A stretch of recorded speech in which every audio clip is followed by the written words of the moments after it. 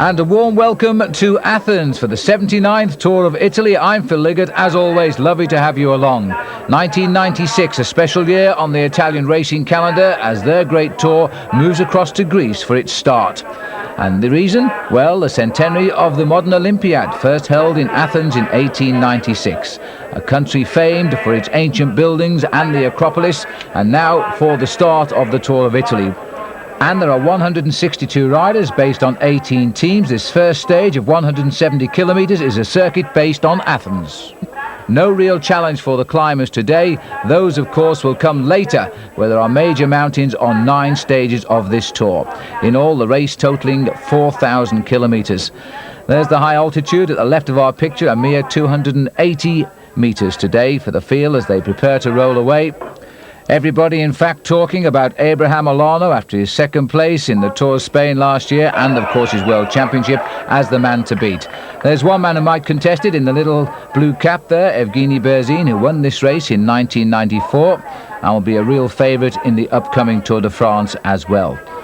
A breakaway forming today, and 3 riders of the same team have gone clear here. There are Aki men, Andrea Teteriuk of Kazakhstan, and the 2 Italians, Gianluca Guerini and Denis Zanetta. Taking advantage of a lot of crashes already in the race today, and it's a lead of 1 minute and 50 seconds over the complete field. Well, not quite, because here is a crash here. We're showing it in slow motion. It's just happened, in fact. It's caused by a burst water main. You can see the wet roads, and the riders try to get away. The rider lying down on the right is Marcel Wust in the red. And what bad luck this rider has. It looks to me as though Marcel is out of the race. He also abandoned the tour after a crash in the first tour he rode back in 1992. And was the double stage winner in the Tour du Pont a couple of weeks ago and was bang on form. That really is bad luck for the young man there from the MX Honda team, the German rider, always a jolly rider as well.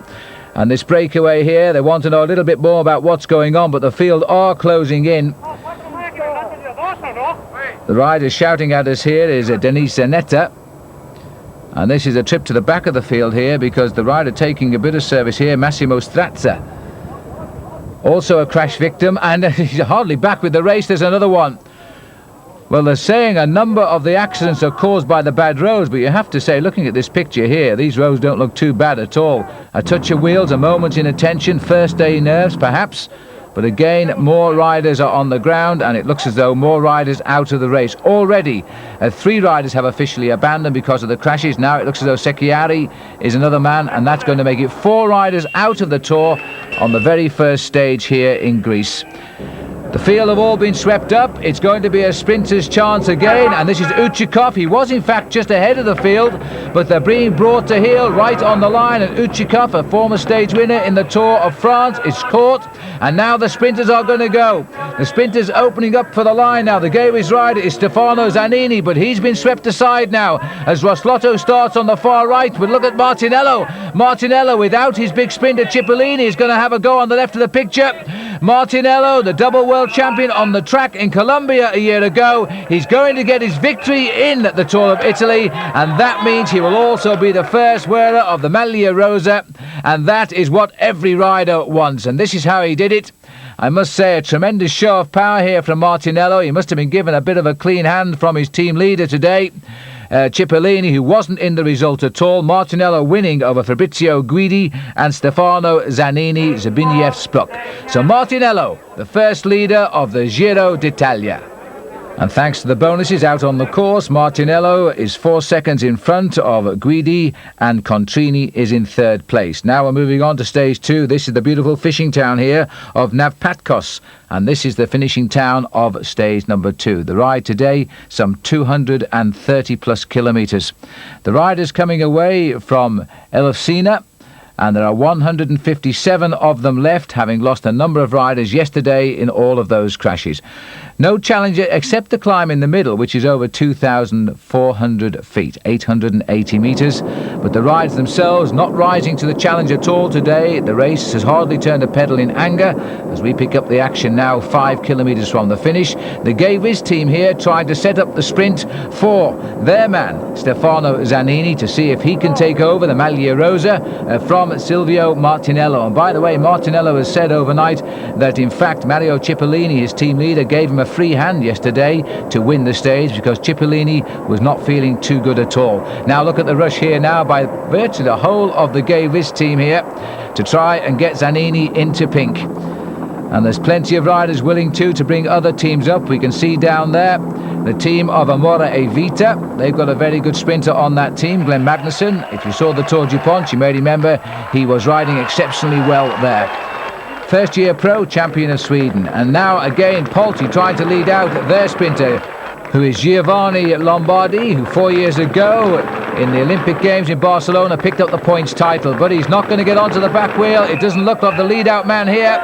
And there's the blue jersey of Stefano Zanini, and Zanini has been beaten on the line, and the man who's got through there, let's look at it again, is Glenn Magnusson, who had a perfect lead-out right into the centre of our picture, and that is going to put him right on the wanted list for Sweden for the Olympic Games for sure. His first win as a pro. He's a great sprinter, and today was his day, right? Yeah.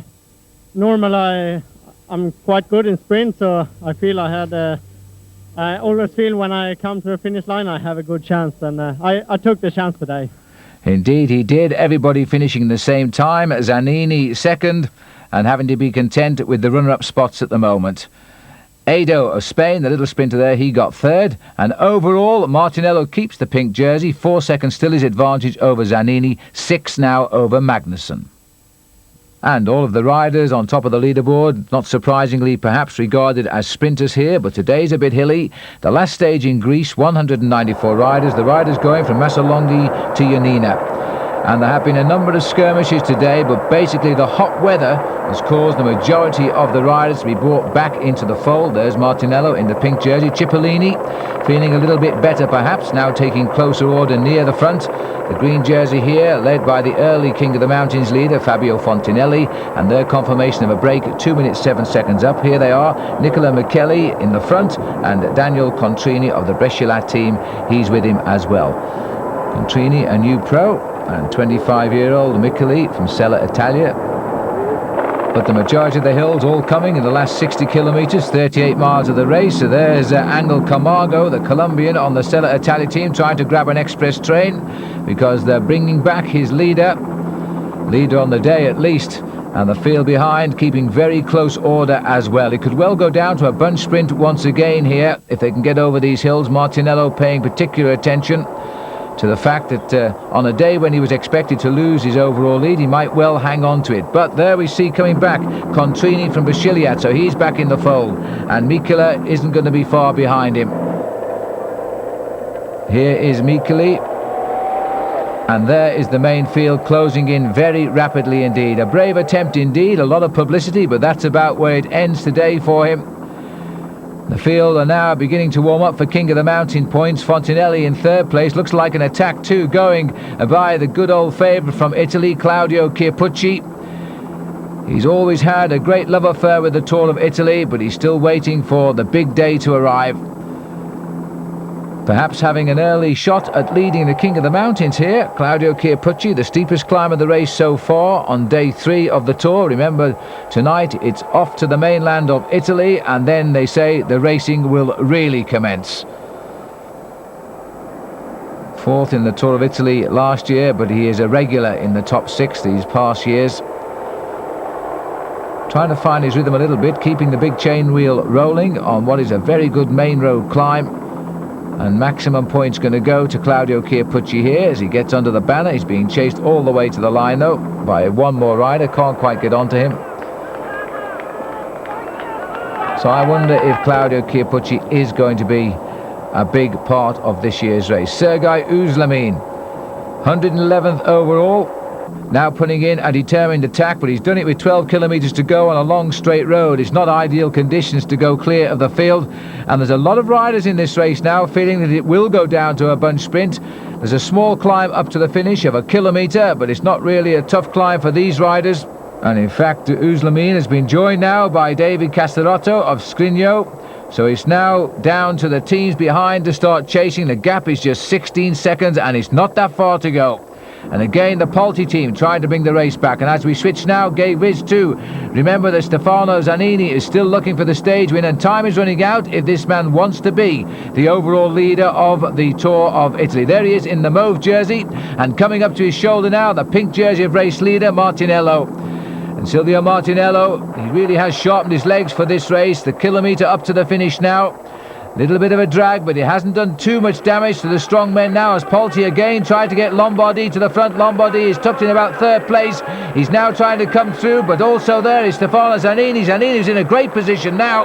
He's had a third and a second so far. Zanini on the left. Zanini comes through. It looks like he's got the victory now. He's being challenged by Lombardi to the line. It's a long way, slightly uphill here, and I think Zanini's going to lose it. He struggled to the line and he's eased too soon. In fact, Giovanni Lombardi, watch this. Lombardi, it just seems though Zanini seized up as he approached the line, shoulder to shoulder, as Giovanni Lombardi takes him right on the line, gets the victory.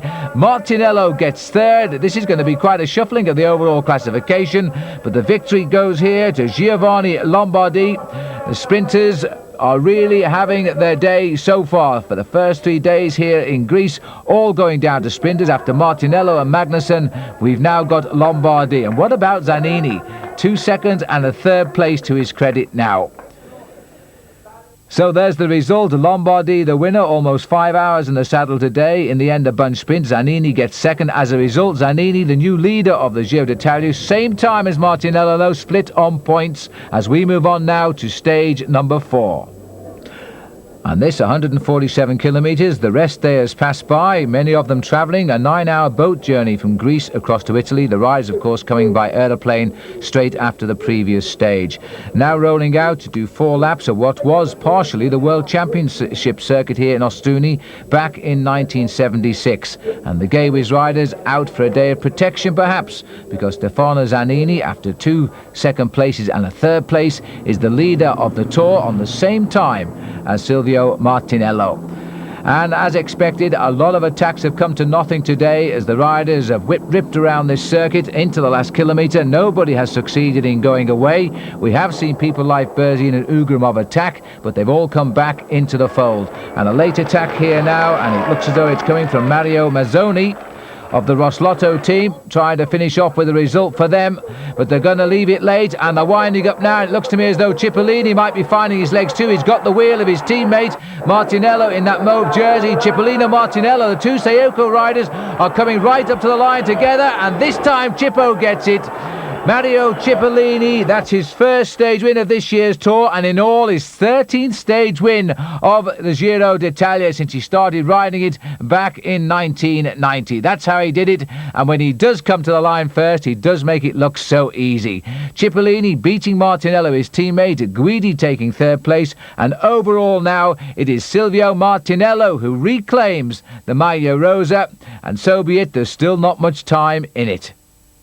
And so this opening week still staying the domain of the sprinters, and the pink jersey going back, rather surprisingly perhaps, to Silvio Martinello. We're now heading out onto stage number 5, 193 kilometres. We continue through this beautiful country, which is steeped in Roman remains. Capocolana, as the riders now head away from Metaponto down to Cotoni, running down the, in effect, the instep of the heel of Italy as the race continues its journey towards the southwest of the country. You can't get it much flatter than that, can you?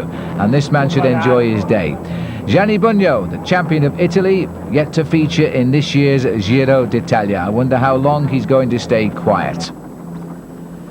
The race itself throughout the day has been a quiet one, just on 5 hours of racing. The whole field now swinging in towards the finish, not surprisingly of course with the flat stage like it was, and again a chance now for Martinello to increase his overall lead. He's had a good day in the sprints out on the course. He's increased his overall lead slightly. over Stefano Zanini, and now he's got a chance of victory here. He's number 3 in line, as once again Gaywiz looking over there to see where Zanini is to try and help him out of it. But Giovanni Lombardi now licking his lips once more after a stage win. He's right there at the front as well. And this is going to be a battle royale, because there you have Lombardi on the left of our picture, and going for gold now as he's got Martinello on his wheel, and behind Martinello is the little Kelme rider, Angay Ido. Ido going off to the left. It looks as though Ido might land this one. The little Spanish sprinter hits the line. Ido gets it. And he finishes just in front of Massimo Strazza. But here's the hero of the day riding behind. Look at that right arm just propped up on the handlebar. And this rider is Gianluca Bortolami, a suspected broken right elbow after a crash midway through the stage. What courage! He's continued to the finish, but he's out of the Tour. And for this man, the other end of the spectrum, the happiest day for Angel Ido. He gets the best ever stage victory of his career, and indeed his first for 2 years ahead of Strazza and Martinello. Overall, no change. Martinello now 16 seconds ahead of Stefano Zanini as we move on to stage number 6. And this one is 179 kilometres, the biggest climb so far, officially a mountain day. And look at this, the biggest climb at 1,426 metres, approximately midway through the race. That's all behind us now as we join the action here at Taverna, with just on 60 kilometres left to go to the finish. There's been plenty of attacking, but at the moment the race is more or less under control, with the rider in the pink jersey still Silvio Martinello. So despite the mountains, a man that doesn't like the mountains, a double world track champion, is still in with a shout today, retaining that pink leader's jersey. Paneria, with the full list of riders, all 9 of them, it looks as though they've got them at the front here, trying to reel in the breakaways. Zbigniew Spruk is the man at the head, setting the pace here. Little Belly also tucked in nicely.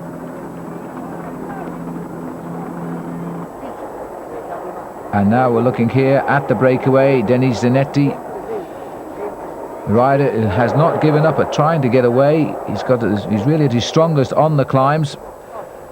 And the Aki rider pushing on the pace here. The small climbs towards the finish, but they're absolutely ideal for springboards. And there is, by the way, a rather nasty little climb up to the finishing line itself. And a counter-attack here coming from Bo Larsen, and he's being followed too by Sergei Uchakov. And the third rider there looks like it's Gabriele Massaglia. The Italians always anxious to get into the thick of the action. There's the confirmation of the group of Bo Larsen.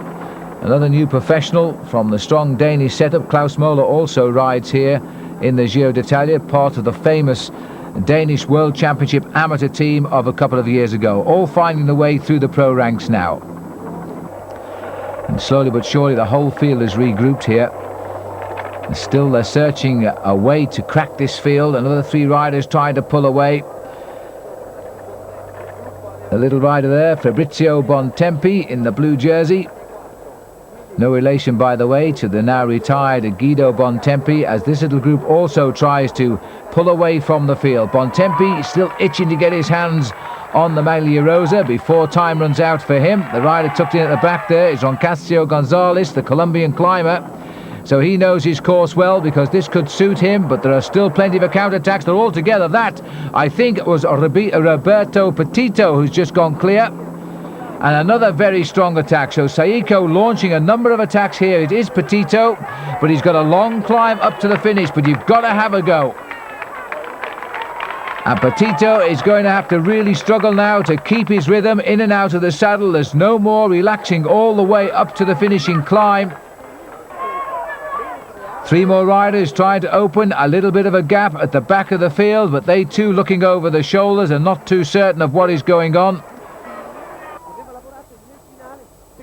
Petito worried. He knows the gap is virtually nil, but he can't catch sight of the peloton because they're around the bends on this twisting climb up to the finish. We can have a look though, and there's one rider coming at him. And the way he's dancing on those pedals, it's the little Frenchman Pascal Hervé from Festina who's trying to get across. And just look at the gap opening now. The pink jersey is cracked on the long climb. He has no liking for the mountains. And those few seconds lead overall are sailing in the wind now. And this man is flying in it, because Pascal Hervé is heading up towards the back wheel of Petito. Petito, don't look over his shoulder now, because Hervé, the rider who won a stage of the Tour du Pont at Beach Mountain, and that climb was a little bit steeper than this one, I think, in the United States. But Pascal Hervé having his best ever season. And so Hervé got the sights of Petito. He's still got the time. There's the kilometre banner to come. Now, if he times it to absolute perfection, he should catch up with the lead about 500 metres out, and then maybe to go by him straight away before Petito can get on his wheel. Huge crowd as we approach the line now, but time beginning to run out as well for Pascal Hervé as the counter moves coming from the field. There's not a lot of time gap spread right across the field now. We're only looking at something like 12 to 15 seconds from the main field up to Petito. So Hervé is living a very fragile lifestyle in between the two as he continues his rhythm up the climb. Kicks again. He must be very, very close now to Petito. He knows a pink jersey could wait for him at the top because he may not know it but could suspect it, that the overall leader of the Tour, Martinello, is now in big trouble. And he's got him. He's got him, and he's got him only a few hundred metres from the line. A big kick from Petito, and Petito may have the strength. Petito, no, he's gone. Petito made the big effort and realised that Pascal Hervé was not going to slow down. And Hervé now sprinting to a clear victory, and only the clock will decide whether he gets the Maglia Rosa. But there's no doubt about the stage victory and the continuing great season of Pascal Hervé, the man who finished second overall, a clear second overall behind Lance Armstrong in the Tour du Pont, continues his good form here in the Tour of Italy. Victory for the Frenchman, Pascal Hervé. The time will soon tell us whether or not he gets the overall leader's jersey. Here's the sprint now for third place, and it looks as though Casagrande gets it, so a little bit of appearance there by one of the pre-race favourites, Francesco Casagrande. He comes home in third place, and there is the pink jersey of Martinello losing time today.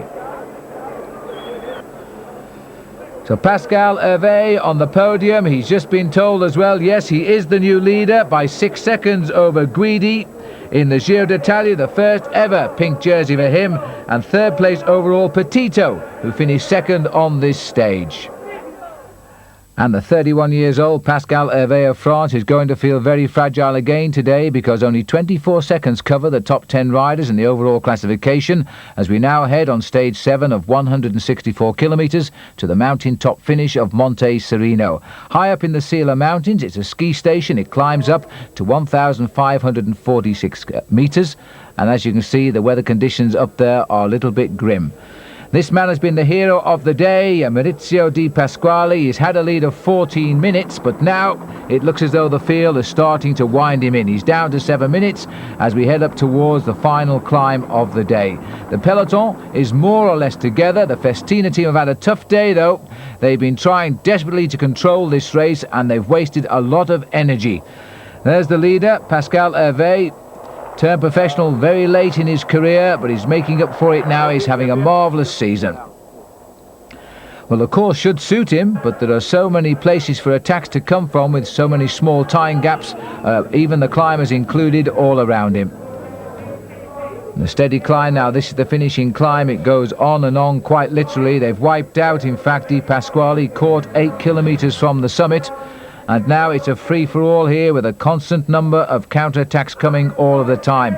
Very prominent at the front too. The Polti riders are up here too. And this perhaps the most important attack of the Giro so far without the pink jersey, because they've got Tonkov, Ugrimov, Berzin, Rebellin are all up here. There's Ugrimov in the centre of our picture. He's sporting his new colours of Roslotto.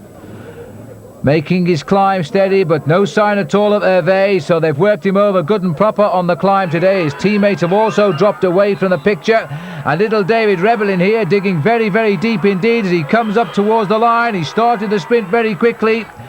Faustini has gone away, and also coming up at the back is Pavel Tonkov, the other Russian rider. So Tonkov in third place, and in fact getting second as Rebellin takes the stage. So David Rebellin, a new man on the block, gets the stage victory. And he was sixth, remember, in Liège-Bastogne-Liège this year. And judging by the enormous gaps, there's still no sign of Hervé. There's Berzin. He's also conceded time. He comes over the line. And there is the exhausted David Rebellin of Polti. Only 4.5 hours the stage today, but it's been a tough one, just over 100 miles. He's being congratulated because he is the new leader of the Giro d'Italia. And this is how the little climber did it. Those rather thin-looking legs finding a lot of power in the sprint at the top of Monte Serino. And dropping away from the action slowly but surely, Faustini, and coming up on him, Pavel Tonkov, the Russian rider who once won a stage of the British milk race in pouring rain in the city of Nottingham. Rebellin gets the stage. And now how about this? Look at the time gap, 11 minutes and 4 seconds and counting. The champion of Italy, Gianni Bugno, certainly out of any high finish in this year's Giro d'Italia. Happy days though for David Rebellin. He becomes the new leader of the Giro. His overall lead will be 4 seconds over Pavel Tonkov, and Faustini will be third, 8 seconds back. Leonardo Pipoli, he's a good climber, up to fourth, and Ugramov now in the frame in fifth. And with no more mountains until tomorrow, the race now heading for Naples, one of Italy's most famous cities, in beautiful conditions, and it should be a day for the sprinters. This stage of 135 kilometres, we're now running up the coast of the Mediterranean as we head up to Naples via Pompey. There you are, look, it's all downhill today, just a small mountain at the start, and the riders have gone over that, and they're all very, very much together. New race leader, David Rebellin, stalking the field here, letting everybody know he's around. He comes up to the shoulder there of Claudio Chiappucci on the far side. The race favourite perhaps, Evgeny Berzin, along with Abraham Olano. But we'll move on to the action now, and a breakaway is formed, and in this breakaway is Claudio Chiappucci, the rider who has always dreamed one day of wearing the Maglia Rosa. Well, he might do something about it. He's in this breakaway with Marco Salagari, and the other rider is Andrea Noe, number 8. And the gap is growing overnight, 1 minute 11 seconds, the gap between Chiappucci and Rebellin, and look at that, 1 minute 20 seconds, so he's got the overall lead on the road, and that might keep him going. Just 13 kilometres left to go to the finish. I'm not surprised, in fact, that Chiappucci is driving the race, but coming up from the back here is Marco Milesi, and a little glance over the shoulder there by Noe will see Milesi join them, but in fact the main field are closing in. There's the same Archie's luck, and they're very, very close together indeed. So I think dreams of pink are out, but there's still a chance of the stage win. There's now 4 riders up front. Milesi is tagged on to the back of them, so we've got Marco Salagari, Chiappucci, Andrea Noe and Marco Milesi. Massive crowds here as we race into Naples for the finish, but the field are not that far behind. In fact, you can see them, look, there they are. As the attacks, the last gasp attacks begin now, but I don't think there's any hope at all because the field are thundering down the street here towards the finish. This is going to be another day when the sprinters feel they've got to have it, and that's why the Amore Vita team are working so hard. They're trying to set up Glenn Magnusson, who won, remember, the second stage of this race when we were over in Greece at Nafakos. But the field gathering again at the front. They're virtually wiping out of the breakaway. In fact, they've wiped them out now because this is Seiko at the front. And they're looking to their 2 top sprinters. Martinello's in there in the mauve jersey, but also there, the tall man, the fastest self-proclaimed sprinter in the world. He's right on the inside of our picture, Mario Cipollini. He's looking for his second stage win. He says, I only come here to win stages. If I can't win them, there's no point in staying. Racing down the front here now in Naples. He's running in 3rd place at the moment. He's on the wheel of Silvio Martinello. Martinello, twice the wearer of the Maglia Rosa on separate occasions in this tour. Now racing for the time bonuses once more to the line. There's still a battle for seconds among the sprinters here now as they start to go. In fact, Angle has sat up and looked at his gears if he's got a problem and gone away from it. But Cipollini has no such problems. Martinello on the barriers, Cipollini on the left. Cipollini gets it. I think even our cameraman was fooled there because he closed the camera in on Martinello, but in fact it was the teammate of Martinello and the Saeco captain right on the right of our picture as we look down here, who wins the stage, Mario Cipollini. A lot of speed off Big Mario, gets him his second stage win of this year's Giro. And right behind him was Guidi, Lombardi. Martinello, I think, will be confirmed in 4th place. This rider, once he hits the front, there's no getting round him at all. He makes Lombardi look oh so slow, and for him, his second stage victory of the Giro d'Italia, and that is what he came here for and what he does best. But overall, there is no change at all. That's the stage result. Cipollini ahead of the sprinters today. Abdu Japarov getting there this time in 5th place and Baffet in 6th. Overall, Rebellin keeps his 4 seconds lead over Tonkov and 8 seconds over Faustini. So it still remains very close to the top, and a few more hills today as we go on to stage number 9. Heading away from Naples now, we go north up the coast of the Mediterranean, then we turn inland, skirting Rome and heading to the finish here at Fiuggi, a total distance of 184 kilometres. A nervous day indeed for young David Rebellin. He looks a solid leader so far, and he's got some good riders on the Polti team, quite capable of riding strongly in the mountains with him. One climb in the middle for the King of the Mountains, the Giro, coming at just about 19 kilometres, and then it's all go for the finish. And the breakaway of the day, 2 young professional riders, Contrini and Traversoni, trying to soften up the rest of the field and grab a little bit of the limelight. A long breakaway for these riders, but the counter-attacks are coming now, not surprisingly from the Aki team, who are taking a lot of encouragement from the fine riding from Denis Senetta. Konichev setting the pace, Mauro Bettin and Roberto Petito, the rider who finished second to Pascal Hervé on stage 6. He's sitting now at the back of the group. Maybe he'll get more luck this time, because here comes the main field.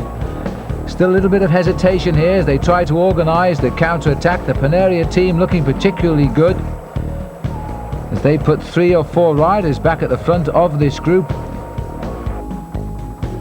The whole field having wiped out the rest of the breakaways are all together down there now. And the motorcycles at the front waiting for the attack that might decide the day's stage. They climb up now towards the finish at Fiuggi. And this looks like Enrico Zaina, who's starting to go clear the field. A counter-attack coming from Paneria. Carrera without, of course, Marco Pantani, who incidentally did the opening titles to the international television coverage. He was actually singing at the top of every day's programme of this year's Tour of Italy, and I can tell you, we want to see him back racing because he's not a very good singer. Well, this is still Zaina trying to get clear of the field, but they're really wrestling with the fact they're not going to let him go, and it looks as though there's a counter move here coming from Alexander Gonchenkov, the Russian rider. Well, he must know these roads quite well. He finished second in Tirreno Adriatico here this year. He's also had a stage victory in the Tour of Romandy, so Gonchenkov having a great season. He's a man that is promising much, and he's just starting to deliver this year now. And this is Belli coming across from the Paneria team. Now, if those 3 can get together, we have a real substance of a good breakaway. Oh, and look at this. Gonchenkov has just come across to Zaina, and he's got a flat back tyre. Well, that's bad news, not just for Gonchenkov, but I think also for Zaina, because the main field are around about 30 seconds behind. Here they are. Not quite as many as there were at the start of the climb, but even so, a very, very big pack indeed. David Rebellin is in this group and will feel a little bit concerned about Zaina, who started the day just 29 seconds behind overall. He's got more than that back at the minute. So Zaina is the race leader on the road. The Festinas are also launching a counter-attack. This is Gunnar Lauke from Festina. And Gonchenkov had no option really, because the gap wasn't big enough. He surrendered to go back into the field, and that really is bad luck, leaving Zaina now with a very slim hope of surviving to the end. He usually manages a stage win in the Giro d'Italia at some point. He got one last year, Il Coccio. And he's still got 3 kilometres to hang out off the front of this group. I don't think there's any chance in taking over the pink, because the gap is coming down. And really the stage win is all he can hope for. The counter-attacks coming from the group once again. Surprisingly not from the Polti riders, and that must indicate that perhaps David Rebellin has had a tough day today controlling this race. And he's got to be worried about Zaina. Zaina now can think only of victory, and then the clock will tell us whether he's in the pink or not, and I doubt that. The camera waiting to see if anybody comes round this corner, so the gap must be pretty close down to being shut down altogether. And here is the second rider on the course, and this is Guidi, who's gone through for the Scrigno team. Then the main pack just behind, Fabrizio Guidi, who continues to progress in this year's Giro d'Italia and keeps a high overalls position. And look at the way they've closed in on everybody. And in fact, Zaina is just about going to hang on to the finish, but it's going to be touch and go. He'll get his stage win. He was 7th overall in last year's Giro, by the way. But now as he comes up to the line, a stage win will be his for sure, but I don't think there'll be a pink jersey. 29 seconds out. He gets a 12-second bonus for the victory, and the gap is closing all of the time behind. The pink jersey Rebelan now at the front of that group, trying to reduce the gap as much as possible. He won't get a bonus though as he gets pushed away into the pack. Berzin trying to get in on the action. That little blue jersey there, and Guidi again chasing. And Zaina gets the stage victory, and a very good average speed for the day of nearly 42 kilometres an hour. Behind comes Guidi. He gets the second place, 4 seconds back officially. Zbigniew Spruk from Paneria, he takes the third place. And David Rebellin, he actually finishes with that pink jersey in fourth place. What would have happened though to Zaina if Gonchenkov had not punctured? He may well have got his hands on this jersey, which stays on the shoulders of David Rebellin. I'm not surprised he's smiling. The 24-year-old who turned pro at 20 years of age. He still leads by 4 seconds over Tonkov, 8 seconds Faustini. Zaina now up into fourth place. The riders now facing their 10th stage as we head out of Arezzo and head for Prato. And we're heading now into northern Italy, into Tuscany. The region famous for its famous son, Mario Cipollini, but he may not like the route today because it is a little bit hilly, and it's going to be a tough one for the sprinters to control. Still in that pink jersey, David Rebellin, and each day he's finding his team is under pressure. There's the hills, one coming sort of midway through the stage, and a nasty little climb around Prato. We go through Prato, in fact, and then out onto a little hill the rider's referring to as the Wall, and then we go back down to the finish in Prato itself. Beautiful scenery here, plenty of rain in northern Italy, but the sun is out today and the grass very lush indeed. And it has been a good attacking day throughout the stage. This is the little leading group, led here by Marco della Vedova, who's trying to get a sortie underway, and a good lead at the moment over the field. This is where we are at Vetta Le Crocchi, and 67 kilometres still remain. Also in this group we've got Dmitry Konishev. Steady climbing here being done, and the gap, well, it's going to be a little bit of a risk as to whether they will survive the whole escape. There's nobody that will affect the overall lead yet of David Rebellin, who's going to take his time in bringing back this group, I think.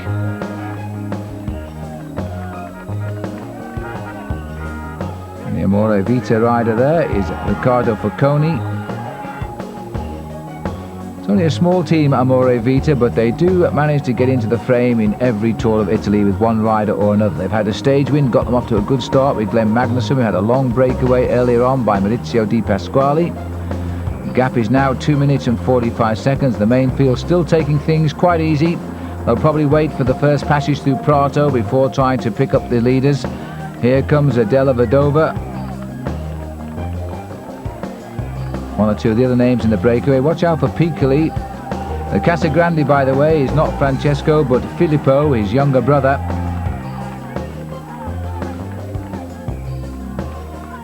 And Vedova even managing to find himself a little smile here as he makes his way up the climb. No thanks to the drink. Riders very rarely take the offer of drinks from the crowd because you never know, there's always the risk of picking up a little bit of contaminated water. They only like to take the drinks supplied directly to them from their directors sportifs. And the pink jersey, and not surprisingly all of the Polti team now trying to control the escapes. They're closing in at 45 kilometres to go. Here's the back view of the breakaway as they concentrate on the small Intergiro sprint for a handful of time bonuses. But the main field now heading towards the completion of the first visit to the finish town here at Prato in Tuscany, and then the riders will head out onto the big climb.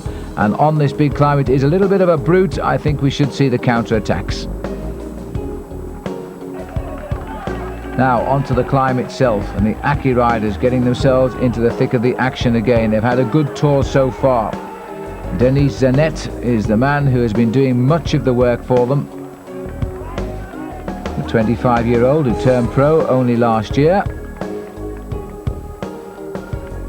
And the gap tumbling down now. Abraham Olano, the world champion. We haven't seen too much of him yet, riding on the right of our picture in his world championship jersey, right on the wheel there of the leader of the tour. Now you get some idea of the gradients as they grind around this corner. It looks to me as though it's something like 25% on that bend. Paneria, thinking perhaps of Pavel Tonkov. They're setting the pace at the front. Good chance to test out the strong men in this year's Giro d'Italia as the big heads of state get themselves to the front. Paneria are riding very, very strongly as a team. There's the climb, sticking off to our right.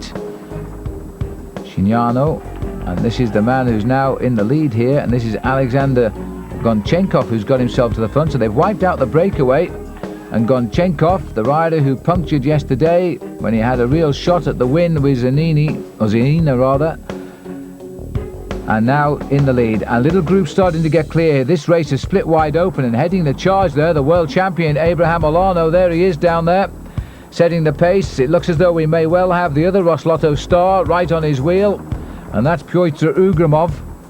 The pink jersey's done well to latch on the back. Olano, Ugramov, this is Pascal Hervé. So there's some good riders got themselves to the front today. A little bit of a sort out amongst the senior citizens, I think. Pascal Hervé, who briefly held the lead, and I thought he would have held the lead for quite a few days. He found the going just that little bit too tough. Number 14 is Stefano Faustini, the other star of the Aki team.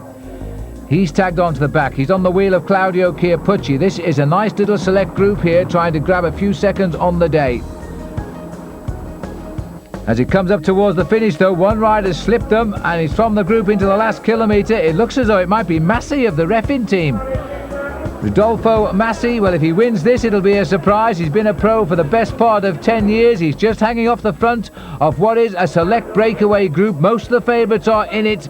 But Rodolfo Massi taking advantage perhaps of the infighting, coming up to the line now. He will get the stage win, almost certainly the finest win of his career, as the sprint starts behind now. But it looks as though Zaina's in on the sprint too. Gonchenkov, Afara's in, they're all here.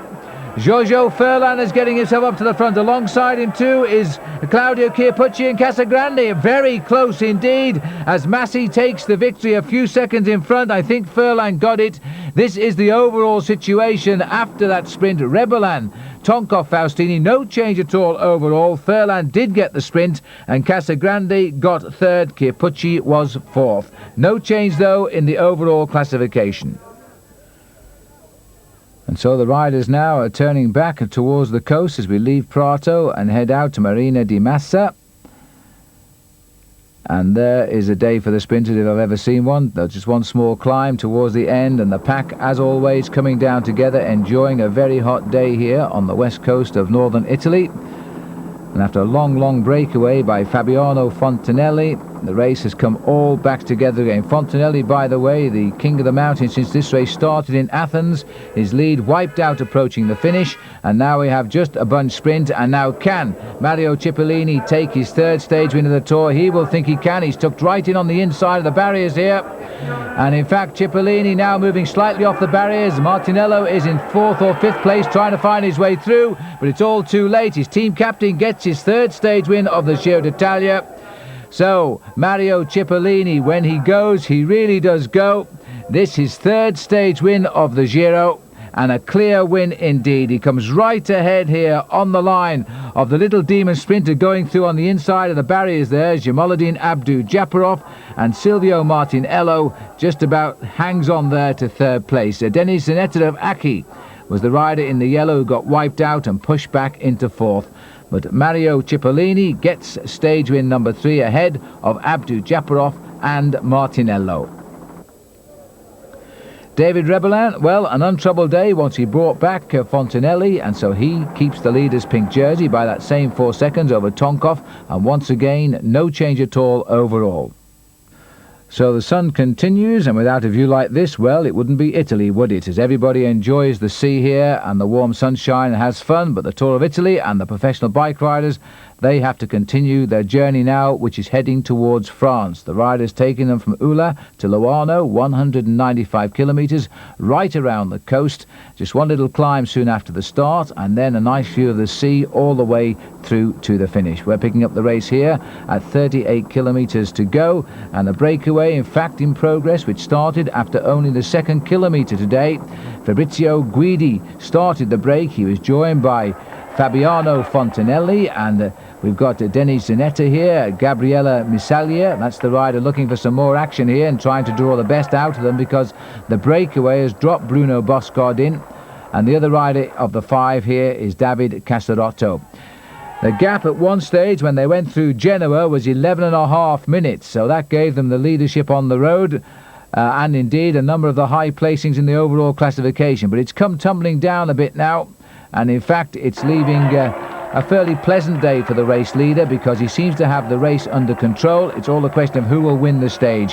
Fontanelli, remember, yesterday had the misfortune to flat just before the finish when he would have won the stage. Today he has another shot at it now. The Saiko boys and Skriniar working hard at the front of the group, but this will decide the day, and a breakaway which has lasted for much of the 195 kilometres, and Zanetta there tightening up his toe straps, or probably bolting down his shoes these days as he rides second from the end, getting ready for the sprint. But also in this group, the man who started the whole breakaway, what a powerhouse, Fabrizio Guidi, who has been taking part in the sprints for most of this race, now had a go today at the long one. And the attacks now as they start to dice for the position at the front. Fontanelli in that green King of the Mountains jersey is watching everything. Misaglia is the rider at the back for Paneria. Zanet is number 19, Casarotto is the Skriniar rider, and it looks as though Fontanelli's got himself in a nice position. Followed now by Casarotto, who gets a good look at from Fontanelli, who wants somebody to take up the counter-attack there by Guidi. And in fact the whole field have closed right in behind them, so this really is a battle of nerves now. They've come right out of the blue at 500 metres to go, and they're going to have to hang on just to start the sprint. Fontanelli at the back there, also looking over his shoulder there is Massalia, and the Paneria boys are working very hard at the front of this group, but the main field are closing right in, and will they catch them right on the line here? Because it looks as though indeed that Casarotto is the rider who's setting the pace and is giving it all away by just keeping a top 5 finish for him. Fontanelli has waited as long as possible, and Fontanelli goes for the line now.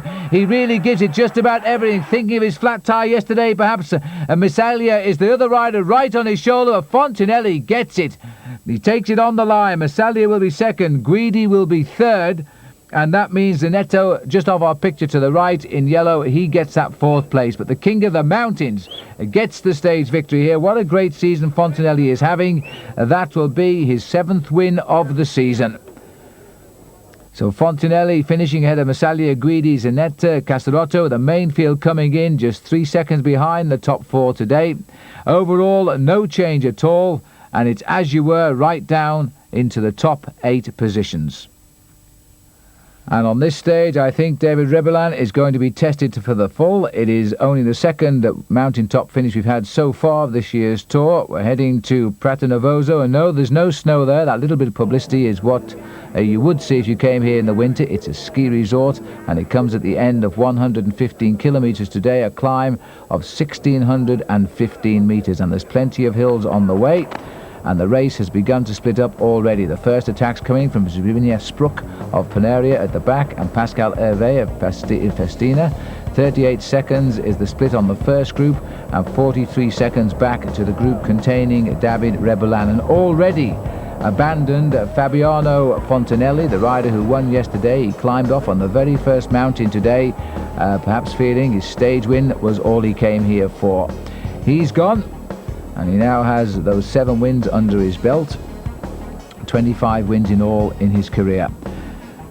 A day for the climbers indeed, and a nervous day for the man in pink as he watches the other riders launch the initial attacks and tries not to panic in these opening stages. Pascal Hervé, the rider taking the drink, any man who gains a few seconds over the field today. And what's going on here, because that was a clear push off the road there. And I'm not too sure why on earth that happened, but that was Fausto Dotti who pushed off the road Filippo Simeoni, and for no apparent reason. Well, I'm sure there'll be a fine tonight for that, and a warning from the referees, because that, you know, is a disqualification if the referees take that sort of attitude. I think it's come as a show of frustration, because as they start the final 12 kilometres climb to the finish, the race is virtually all back together again. There they are, top of our picture, the main field are right on them, and now the counter-attacks are beginning. That's Pavel Tonkov of Paneri, who launches a very quick assault, and number 66 here is Ivan Gotti, lying 8th overall. He's trying to latch on. Enrico Zain is the Carrera rider. We just need to get up alongside and catch on the second rider there, but it looks as though it might well be Pyotr Ugrimov, and it is. Ugrimov, the rider who finished 2nd overall in 1993 and really did give Miguel Indurain a run for his money that year, and 3rd in the Tour last year. So Pavel Tonkov starting to stretch the field a little bit. The Paneria team still have a full complement of riders in this event too, showing a good all-round depth of strength. Rebellin, well, he's wise to make the counter move. He knows he's going to be attacked heavily on this climb. Now it's going to be left to him and him alone to bridge the gap. It looks as though Zaina is in a little bit of trouble here as well. He's starting to lose ground as the climb heads up towards the summit, and all of the pressure is being applied today by the Russian rider Pavel Tonkov.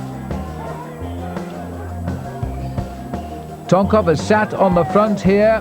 Ugrimov has glued limpet-like to his back wheel, and Zaina is losing ground to those who are coming up from behind. So this is a fine show of strength here by Pavel Tonkov. 27 years of age, been a pro since 1992, and last year he finished 6th overall in the Giro, so be it. 11.5 minutes behind the winner, and some 7 minutes behind, in fact, the rider behind him right now, Pyotr Ugrimov. As they head up towards the final kilometre, no one has helped. In fact, Tonkov, here's a counter move coming from Olano, the world champion, and there is still no sign there of a counter move coming from David Rebellin. So Rebellin is really in trouble now, as Olano talked about as the pre-race favourite. Rebellin is about 4th down the line here, so he's keeping Olano in his sights. And in fact, he's now got up alongside Olano. Berzin is there as well. But this is the rider as we climb the 1 in 10 or 10% finishing mountain to Prato Novozo. Well, you know, the Paneria team have had a lot of faith in Pavel Tonkov as producing the goods when it matters in the mountains, and it looks as though now we see the reason as to why it's been the Paneria team chasing down breaks they've seen as important while not declaring their colours as to exactly who their leader has been. And now they've got to this second big mountain finish of the Giro. Quite clearly Tonkov has been their man. 4th in 1994, 5th in 1993 and 6th last year. So Tonkov is a rider for the GC and the Giro, there's no doubt about that. Is he getting enough time? And I would say he most certainly is now over Rebellin to take the overall lead of the Tour and pull on the pink jersey. He'll only be the 2nd ever Russian to do that. The other one is Evgeny Berzin. This is Gotti setting the pace behind. He will have noted too that Berzin is not with him. Only a short stage today, but a very tough one, and quite clearly a very decisive one as Pavel Tonkov races up towards the line. Tonkov easily sprinting clear of Ugrimov, and he's going to get the pink jersey as a reward. Tonkov gets the stage. Ugrimov is over in 2nd place. Now the time is counting. That's Buenahora at the front, 10th in last year's Tour de France, little Colombian climber. Well, he's not so little really, he's quite tall and lanky. As Olano is just behind him. Zaina has survived. He's going to get 3rd place. The clock counting him down to around about 20 seconds on the line. Zaina will take 3rd place. And Rebellin is finding the strength to grab 4th. It won't be enough because it's going to be around about 30 seconds the deficit. So the new leader of the Tour will be Pavel Tonkov. Rebellin gets 4th. 5th is Buenahora there, Colombian and Kelme. And 6th, Abraham Olano. And just look at the damage this final climb has done here. The Polti riders were less spent because they've kept Rebellin in the hunt without doubt. But here's one big loser here, Evgeny Berzin, almost a minute loss for him. So Tonkov, the stage winner by 2 seconds ahead of Zaina, Rebellin, Buenahora, Olano, Gotti. Overall, though, look at the changes. Tonkov now leads Ugrimov by 20 seconds. Zaina, 3rd at 38. Rebellin drops to 4th at 41. And Berzin, he's now a minute and 31 seconds back as we move on to the 14th stage. And this 205 kilometres takes us now across the Col de Madeleine into France, and we climb the giant Col d'Izoire before the finish in the old part of the city of Briançon. And the man who has survived the breakaway at the front, here he is, Heinz Imberden. He originally went on the move on the Col de Vars with Gotti, Belli, Massi and Nelson Rodriguez. He was dropped on the climb, he got back and he's left them all now to be swept up by the chase group, not surprisingly led now by Paneria. And there is the pink jersey of the new leader, Pavel Tonkov, in third position. Heinz Imberden, his lead coming down all of the time. It's just over 2 minutes now. Nelson Rodriguez on his way back, in fact, to the pink jersey bunch. The Paneria boys showing they're really feeling pretty strong. And this now on the climb of the Col d'Izoard here. This is Pascal Richard, who's trying a tentative escape. Richard rides for the MG team. He won a couple of stages in the Giro d'Italia last year. He's also a past king of the mountains in 1994, so he's got the qualifications. The Swiss rider rides on an Italian team, speaks Italian fluently, and that's the group behind at the moment that Richard is going away from and climbing steadily on the Col d'Izoard. He's picking up here Heinz Imberden. Nelson Rodriguez has gone back. A surprising rider, Richard. I remember him when he won the World Cyclo-Cross Championship back in 1988. The same day his new team of the time, Wyman, were having a press reception to announce their sponsorship. He was outside the window winning their first world title. It was an amazing day.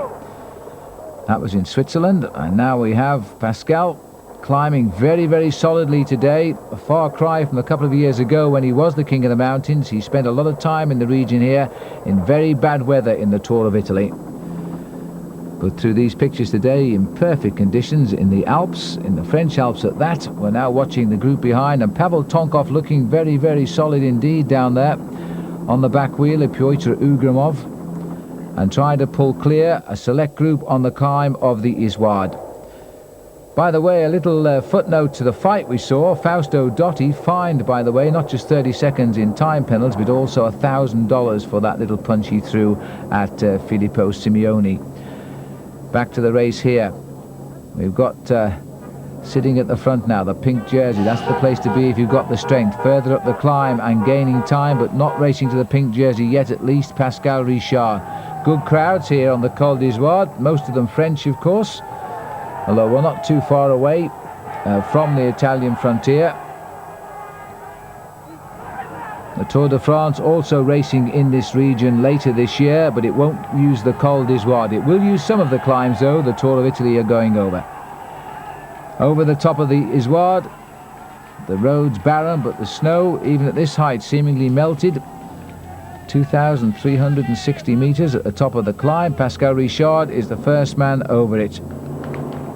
182 kilometres covered. Now the descent down towards Briançon. A happy stage town, by the way, for Pascal, because he won a stage of the Tour de France there, his first ever stage victory in the Tour de France, down in Briançon in 1989. And Ugramov claims second place, Tonkov third, Zayn has gone over in the white jersey, he's fourth, and the world champion Abraham Olano has gone over the top in fifth place, and they're sharing a drink down there now. 41 seconds is the gap, so it's nothing too significant, and it's all downhill now to the finish. It's not all downhill to the actual line, though, because you climb up through the old town of Briançon, and then you cross the line, and hopefully, in the case of Richard, you stay away. This is Claudio Chiappucci, who's attacked on the descent. He always was a careless descender.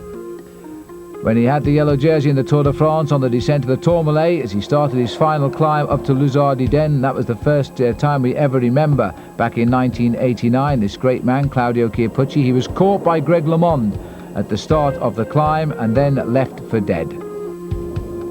But as we descend now down into Briançon, Pascal Richard should just about hang on to the few seconds advantage he's got over the field. It's not going to be a pink jersey for him, but it's certainly going to be a stage win. Well, the road's devoid of the public here, but they're all waiting for him as we climb up into the old town. And this is Chiappucci. He's still clear of the chase, taking the corner very wide indeed. But you have to take your hat off to Pascal Richard. He must be one of the shrewdest bike riders in the world. He always gets a win of every stage race. He watches for the right day. And today he's chosen certainly the perfect moment. Under the kilometre to go flag, he is clear.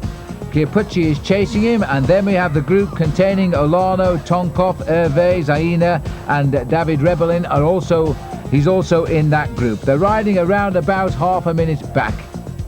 Chiappucci is only actually dangling just off the front of that group I've just mentioned. If he looks over his shoulder on these climbs, there's a real chance he would see them chasing him.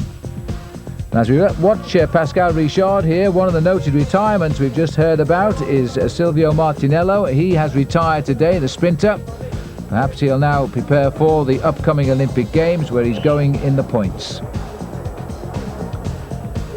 Well, Claudio Chiappucci, he made all of his advantage on the descent. He looks to be struggling now on this nasty little drag up to the finish in the Old Town.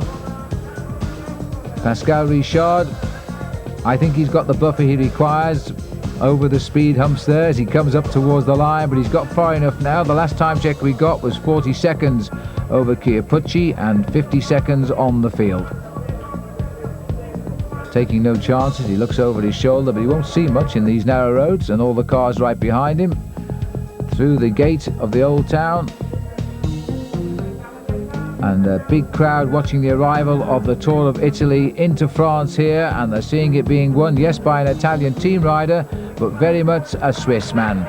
Twice the national champion, twice a stage winner previously a year ago in the Tour of Italy, now gets the win here. Pascal Richard is home. Claudio Chiappucci is suffering, but he's hanging on to second place here. It looks as though he might well get it, but only just because the field are right up behind him there. There they are. And Chiappucci into the old Citadel and now racing up towards the line. He's found his legs for a little bit of a sprint here, and he'll need to sprint because he is only 1 or 2 seconds ahead of that field just come around the corner there.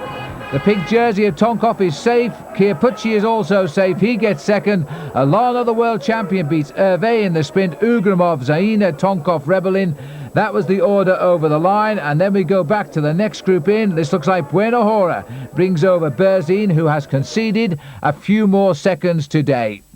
The first victory by MG in this year's Giro d'Italia.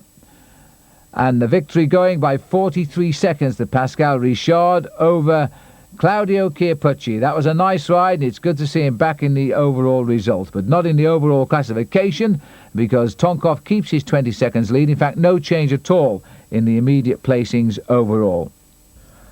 So today, Pavel Tonkov says goodbye to France with that 20-second overall lead advantage over Piotr Ugrimov, and now we head back to Aosta. 224 kilometres. The rider's going home to Italy now for what is a very vicious end to this year's Giro d'Italia. Today the stage, as I say, 224 kilometres. We say goodbye to France over the Col de Montgenèvre. That's the way into Italy and then down into the valleys. Pavel Tonkov now not too worried by an escape which has gone up the road containing 6 riders. They've got 48 seconds, but their lead is building. And in the escape is Gianni Bugno, the Italian champion. It's interesting to note at this stage too that Pavel Tonkov, his team, are the only team left in the Giro d'Italia this year with a full complement of 9 men. Here's the breakaway, and in the breakaway we've got Manuel Beltran, Sergei Uzlamin, Gianni Bugno, Francesco Casagrande, Carlo Finco and Alex Zivakov. And I can tell you too that 4 of the riders in this breakaway have never won a race as a professional, but this man has, Gianni Bugno. He has won plenty of big-time races, including the World Championship twice, the climb up to Alpe d'Huez twice, and indeed the Tour of Italy national title twice. Well, Gianni Bugno, I think, is going to want this one. He's coming lined up very well there. He's lying 4th in line at the moment. It's Casagrande who is leading out, looks over his shoulder. A very nervous approach to the line, this. Not surprisingly, because they've got a small gap over the field as the field is beginning to close down, but Finco now is looking for the whereabouts of his team leader. Bugno, seeing if he's on his wheel, and in fact Bugno, I'm sure, wants to win this stage. The reason being the press here in Italy have given him such a hard time in making him look like a very poor rider indeed, and I suppose to some degree, having been dropped on most of the climbs this time in the Tour of Italy, he hasn't been that good either. Anyway, he's out to make amends, or is he? Because Finco is giving him the perfect lead out. Bugno goes to the right of the picture. Casagrande takes him on as well, but Bugno is going to have to challenge hard here. He's kicking for the line, and Bugno is going clear with a very good sprint indeed here. Gianni Bugno pushing it all the way, gets his revenge. Bugno crosses the line ahead of Casagrande. 3rd place, I think, will go to Sergei Uzlamin of Russia. and not very far behind, but almost 3 minutes. The main pack coming in here, but Pavel Tonkov in the pink. He will stay that way. No change at all in the overall lead in the Tour of Italy. A little flower for the helpers, and Gianni Bugno back on the high spot, and I must say this is quite a swing around for the Bucks. And zipping his top up, Pavel Tonkov stays in the overall lead as the race now moves on to stage 16. And as we take a quick look around the museum, the Olympic Museum in Lausanne in Switzerland, the riders now facing up to a ride away from Italy after their brief incursion and back out to a foreign country, Switzerland. The race route taking them 180 kilometres through Montreux, perhaps made more famous for its film festivals than anything else, and down into Lausanne. And the breakaway today, well, we're expecting breakaways that perhaps will not affect the overall classification for a couple of days, and this is an attack now by Alexander Gonchenkov, who's having probably his best ever season. He's lying 32nd overall in the event, more than 15 minutes behind the pink jersey here of Pavel Tonkov, and you can see his lead has gone up now to 4 minutes and 41 seconds, and it's a simple job for Paneria today, just to keep an eye on the way things are going. Also up there with Gonchenkov, Heinz Inbuden and Puttini, but he got rid of those two and is now coming up to the line here. And Alexander Gonchenkov, what a great season he is having. He started off so well with second in Tirreno Adriatico and second in Milan San Remo, 8th in the Tour of Flanders, 4th in the Amstel Gold Race, and now he's going to get a much well-deserved stage win in the Tour of Italy after almost 5 hours in the saddle today, the Roslotto rider, and he's quite a humorist on the circuit too, is Alexander Gonchenkov, and a very popular man. The Russians, many of them domiciled in Italy, are now anxious to show their colours to what they see as a home crowd.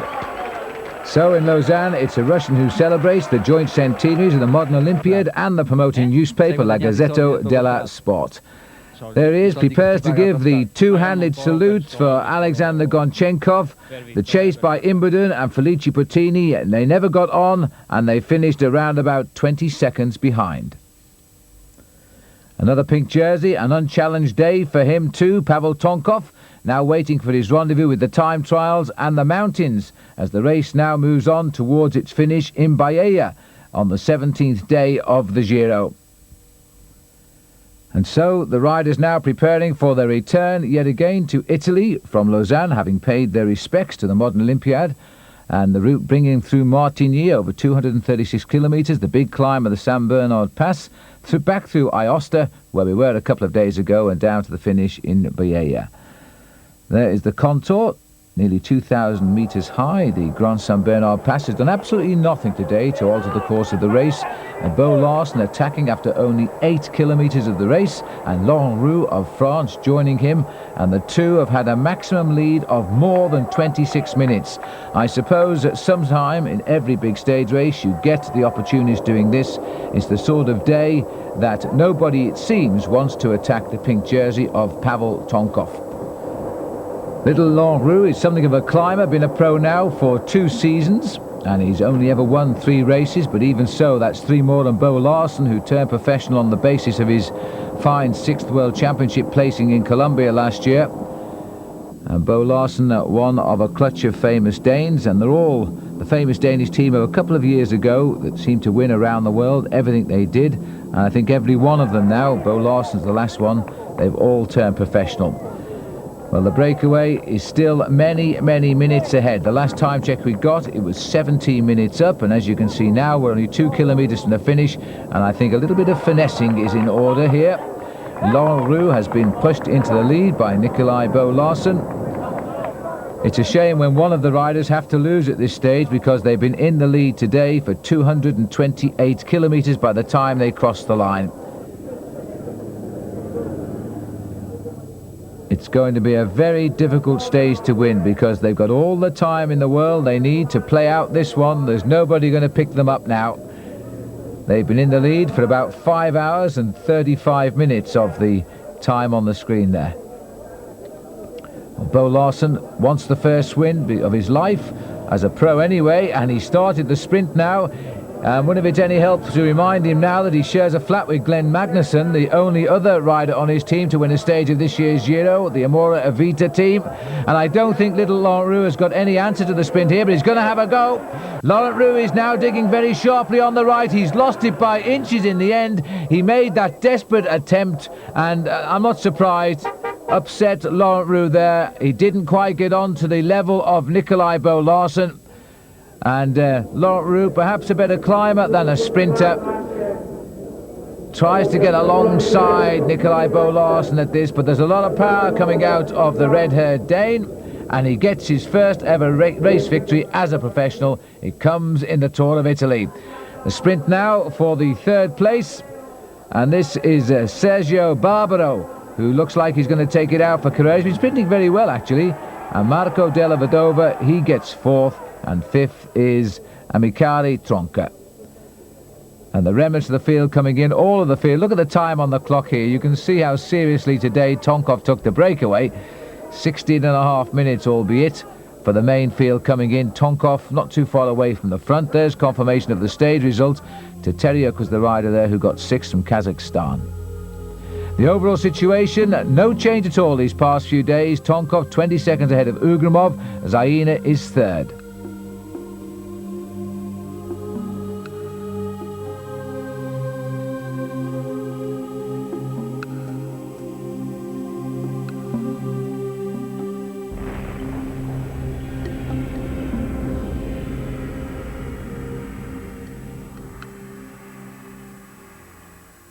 So the Giro d'Italia back home in Italy now. 5 stages to go. The big time trial tomorrow, followed by 2 tough mountain stages. A tough weekend ahead for Pavel Tonkov. 216 kilometres of flat roads today. These won't concern him at all.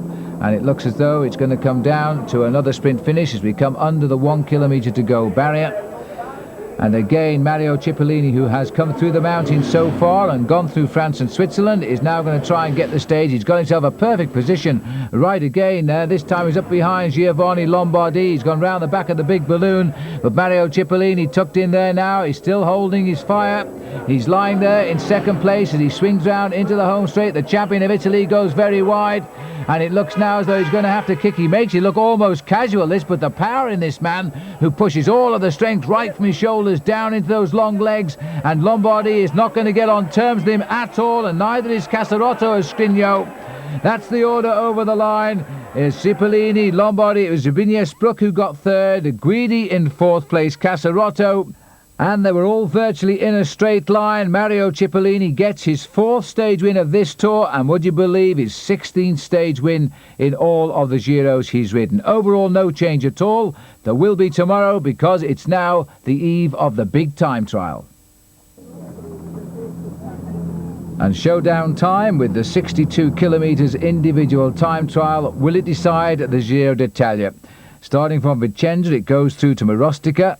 And it is a test starting on flat roads, but it builds up as the race progresses. And really, it should decide at least a solid order before the race goes into 2 very difficult days in the Dolomites before that final day down to the finish in Milan. This is the overall situation at the start this morning. Tonkov 20 seconds ahead of Ugrimov, 38 seconds back is Zaina, 44 seconds back is David Rebellin. We're looking now at the Bianchi bicycle here of Evgeny Berzin. An excellent time trialist, his memory going back to a couple of years ago when he beat Miguel Indurain and went on to win the Giro d'Italia, the first ever Russian to do that. He's going to have to fight back now from 8th place, a minute and 41 seconds down. A lot of time to make up to get himself back in the frame. Switching now to Gonchenkov here at the Czech of Braganza. He's gone through with the best time. Zenon Jaskula through there originally with the best time. The rider who once eliminated many riders in the Tour of Switzerland when he went on to win a mountain time trial there. This is the situation at 39 kilometres covered. Gonchenkov leading by a minute and 9 seconds. So his good form continues. Not so for Claudio Chiappucci. He's never been a man for the big time trials. His times recorded are showing he's not riding too quickly now, having started 2 minutes in front of Evgeny Berzin. And here is Berzin visibly moving quicker. And I think very shortly he's going to pick up Chiappucci into his sights because he's gaining big time on him. Taking the fastest way around the corners here, the Gavis rider. As we go back to the start house of Abraham Olano.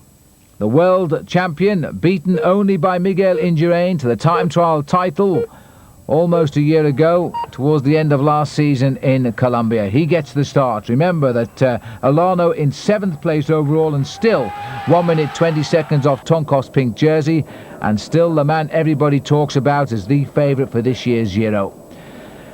Berzin, Olano, two masters of the art against the watch, and they're going to run pretty close at the time checks at the moment. The little compact figure on the left there of Evgeny Berzin looks rather frail against the big stout frame of Abraham Olano. This is Pyotr Ugrimov, his turn to start. He starts 2 minutes in front of Pavel Tonkoff. Must be a daunting feeling to know that the leader will be chasing you out of the start house in just 2 minutes' time as Ugrimov goes.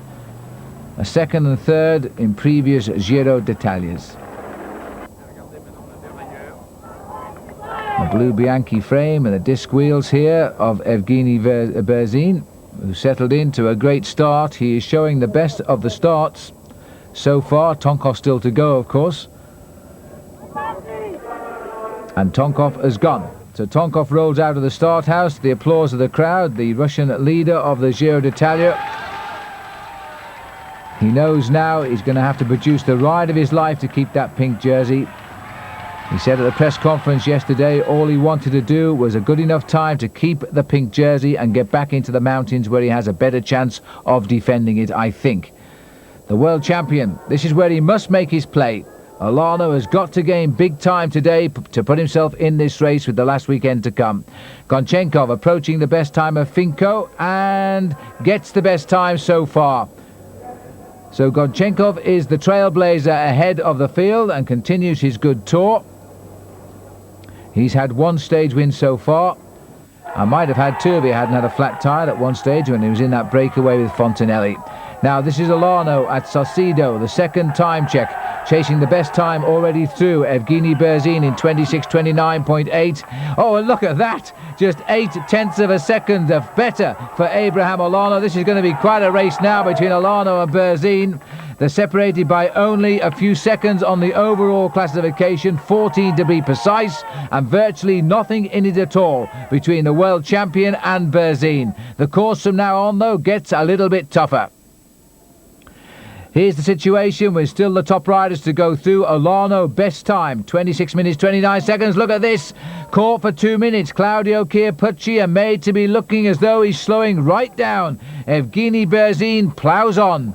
The long empty road ahead of him, and the same can be said for the race leader here. He is sweeping up today, starting last man out of the start house. And Pavel Tonkoff not looking very good at all there. The time checks will reveal all very shortly, but he didn't look as though he was going too well. Because of the rules, no motorbike camera is allowed up on the rider's shoulders anymore, so we're going to have to take these pictures from the rear and imagine what the faces look like.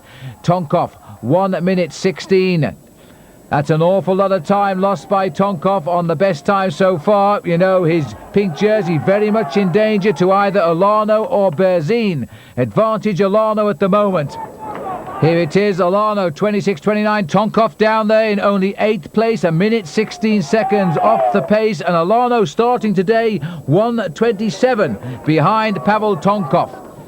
Head-to-head battle between Berzin and Olano. They are locked together, these two riders. It is going to be a terrific finish to this time trial. Who was going to have the strength towards the end, because it's going to tell all of that. Pyotr Ugrimov coming through at the check of Braganza, chasing a lowly time here because he's going now. Ugrimov only through in 5th place. Berzin the best time to arrive here for the moment. So Ugrimov continues. We're looking at Evgeny Berzin here now as we move on to the 5th intermediate time check, and Berzin now setting new times there. So Berzin looks set now to arrive at the finish with the best time, but of course Olano and Ugrimov and Tonkoff are all behind him on the course. This is Pavel Tonkoff at Braganza, and the time is going to tell all here. He's racing against the 5th time of Ugrimov at this check. He comes through, he is 1:40 down on Berzin. So he's lost his overall lead if Olano confirms at Braganza, because the new leader on the road now is Abraham Olano, unless of course he's lost ground to Evgeny Berzin, and he hasn't. So the best man at the moment, Abraham Olano, the new leader of the Tour of Italy, as the head-to-head continues here. Look at this, 1:14.03 against 1:13.47 of Berzin. Olano is riding to the pink jersey in the Giro d'Italia at the moment. Taking a lot of risks on the way down there too, Abraham Olano, cutting off the corners. As Evgeny Berzin continues to ride himself back into a high place also in the Giro d'Italia. We could see Berzin, Olano, Tonkov, the men at the top of the leaderboard tonight. Berzin still finding plenty of speed in those little legs of his as he races down towards the finish now. Huge crowd here cheering on Berzin, the first ever Russian to win overall the Tour of Italy. He's chasing the time of Gonchenkov. And it's going to be desperately close. The quality ride of Gonchenkov is there for you to see. And now you see the new best time, 1:13.59 for Evgeny Berzin. That's the best time on the board. Abraham Olano has got to match that time. Preferably he's got to better it by about 14 seconds if he's any chance of taking the pink jersey, with Tonkov still to finish. And it's going to be very, very close indeed, but it's not going to be that much better than Berzin. It's not going to be a pink jersey for Olano at all. It could be for Berzin, though. As he comes up to the finish, Olano is going to be 1.1 seconds slower, so Olano has been reversed by Berzin. He drops into second place. This is Ugrimov at the 5th checkpoint. His helmet has gone into the crowd, feeling the heat, as has that too of Pavel Tonkov at the Maglia Rosa of the Giro d'Italia. What a time trial this has turned out to be. There still could be a pink jersey awaiting Evgeny Berzin. It all will depend on the time now of Pavel Tonkov, but he does seem to be getting better as the race goes on. He certainly made a rough start and lost a lot of time, but he's now beginning to close in just a little bit. He may well save the day yet. Here's the time checks coming up. It'll be an interesting one. It must compare now with Evgeny Berzin. There's a rider going through who appears to have given up the ghost on the left of our picture there as Tonkov comes over the top. 1:31. It's still very desperate days for Tonkov because Berzin 1:41. His deficit overnight. It could be that Tonkov is going to save that jersey by a matter of seconds. The face of Pavel Tonkov. We finally get a little look at it there as our camera slips in alongside, rapidly pulls back to allow Tonkov to shoot at that left-hand corner. Here's the arrival now, Pyotr Ugrimov. He's also off the leaderboard now as he races towards the 5th time of Carlo Finko. A little bit of a sprint from the Latvian. It's not going to be a great ride from Pyotr Ugrimov. It's only going to be 6th place at the moment, and still Tonkov to come. The last man out on the course, Tonkov. Every pedal rev could be inching him just clear of Evgeny Berzin. He could well be saving the overall lead. He certainly wasn't the way at half distance, but it might well be now. As he hits the line, 1:27 is the gap. Tonkov will keep his jersey, and by my reckoning, Olano will be very, very close, desperately close, and Berzin will be a few seconds behind Olano. That's the way I see it. And let's have a look. The result of the stage. Berzin gets it by a single second from Olano. Gonchenkov is 3rd. Tonkov is 4th at 1:27. And that ride by Pavel Tonkov, and did he suffer, has kept him in the pink jersey. There it is.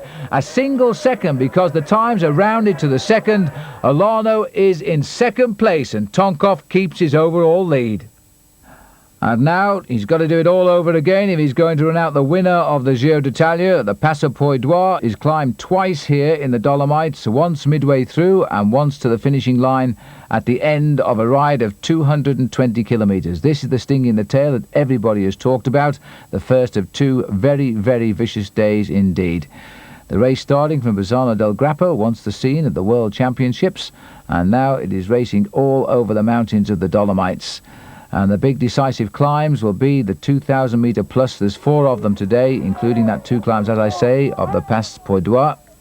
And here, as we head towards it for the first time, perhaps predictably, Mariano Piccoli, the leader of the King of the Mountains, and indeed the defending champion, in this breakaway with Filippo Simeoni. And no immediate reaction from the field. because Piccoli is chasing the King of the Mountains points, while Simeone, a second-year professional, is just trying to grab himself a little piece of glory on the Carrera team. Massive crowd here, all sensing today they could witness the kill, and as to exactly who will win the Giro d'Italia, Tonkov, remember, just protecting a single-second advantage over Abraham Olano, the world champion. This is Rodolfo Massi here, who's trying to get across to Piccoli and Simeone on the climb of the Pourdois under what is the kilometre banner, and it will certainly be that next time around.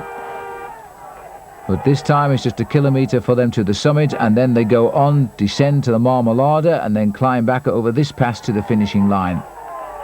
Still 68 kilometres to go. Piccoli has been a very strong and decisive leader in the King of the Mountains. He was a good winner last year, and now he looks set to gather enough points to be the winner this time around as well. Up to the summit of the climb, the clock gets ready. No reaction from Simeone. He's going to allow Piccoli, who's made all of the running up the climb, to get the win, followed by himself. And now it looks as though Massi is hanging on to third place. He's clear of the field. And this is the remnants of the field, a very select group indeed. Gianni Bugno, who lost so much time early on, sitting third wheel now, as the Paneria team have to do all of the work to try and keep the race in touch. They're more concerned with the content of that chase group, which does include Berzin and indeed Olano and Ugrimov, so the danger men, the men most dangerous to Pavel Tonkov, are still alongside him. But one climb of the big pass is over. Now on the way down, and it looks as though Massi is going to make contact very shortly with the two leaders, Piccoli and Simeone. Makes an interesting three-man breakaway, the combination which could survive here. Vladimir Belli of Paneria is such a strong teammate of Tonkov, setting the pace. Aina comes through in second place. He's a bit of a surprise in this race. Then comes the pink jersey by just 1 single second, Pavel Tonkov, and the man who's haunting him now right on his wheel there, Abraham Olano. An attack going up the inside there. Looks like the rider attacking is Brasiliat Fausto Dotti. A reaction coming, I think, from Beat Ziberg of Switzerland. They're on the lower slopes. And meanwhile, the three leaders together here now, assessing the situation. Working well together.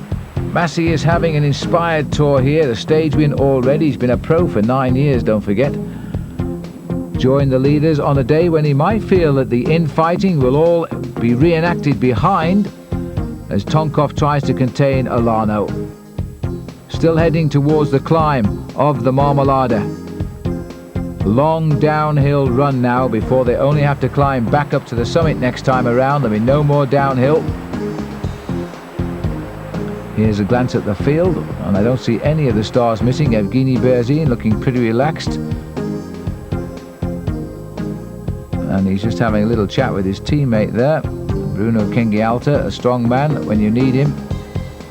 But it looks as though this group has lost a little bit of its impetus here on the climb of the Marmolada, and in fact they're being caught and drawn in very, very quickly indeed. There is Dotti, who was away, but he's now back at the head of the field. Number 33 there is Beat Ziberg, so they've both been picked up. This is the advanced scout group, and this is the pink jersey group here.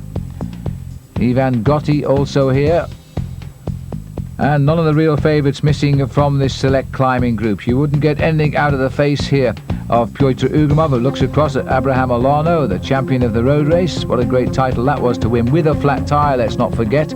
Miguel Indurain taking second place, and Spain at last getting a world road racing champion. But the field has caught up and is swelling all of the time now. Piccoli in that green jersey drops down a little bit. It looks as though we've got another attack here coming from Dotti. Just testing the water once again. It was his attack that really caused the crumbling of that breakaway of Piccoli, Simeone and Massi. And they're not really ready to fight again yet, are they? Vladimir Belli setting the pace for Paneria. His job is simple today. Go as fast as you can for as long as you can, and then hope that Pavel Tonkov can keep his jersey. That 1 second margin is not much, is it? And this is Beat Ziberg, who's again caught up with Dotti for the second time today, and this time he's not going to wait for him. He's sprinting straight past Fausto Dotti and left him, and he's gone out on a lone sortie here. Now this is a good move by the Carrera team, because remember, they have Enrico Zaina still in a high overall position in this league group, and now it's down to the others to chase beat Seeberg. Paneria, no immediate reaction. Here's Piccoli again trying to nibble away at the front, and again the pack are coming back onto him. So the King of the Mountains, all he wants is the points at the summit. He's quite happy to wait for the pack, but they're not letting him go this time. And this looks like a rather cracked Fausto Dotti.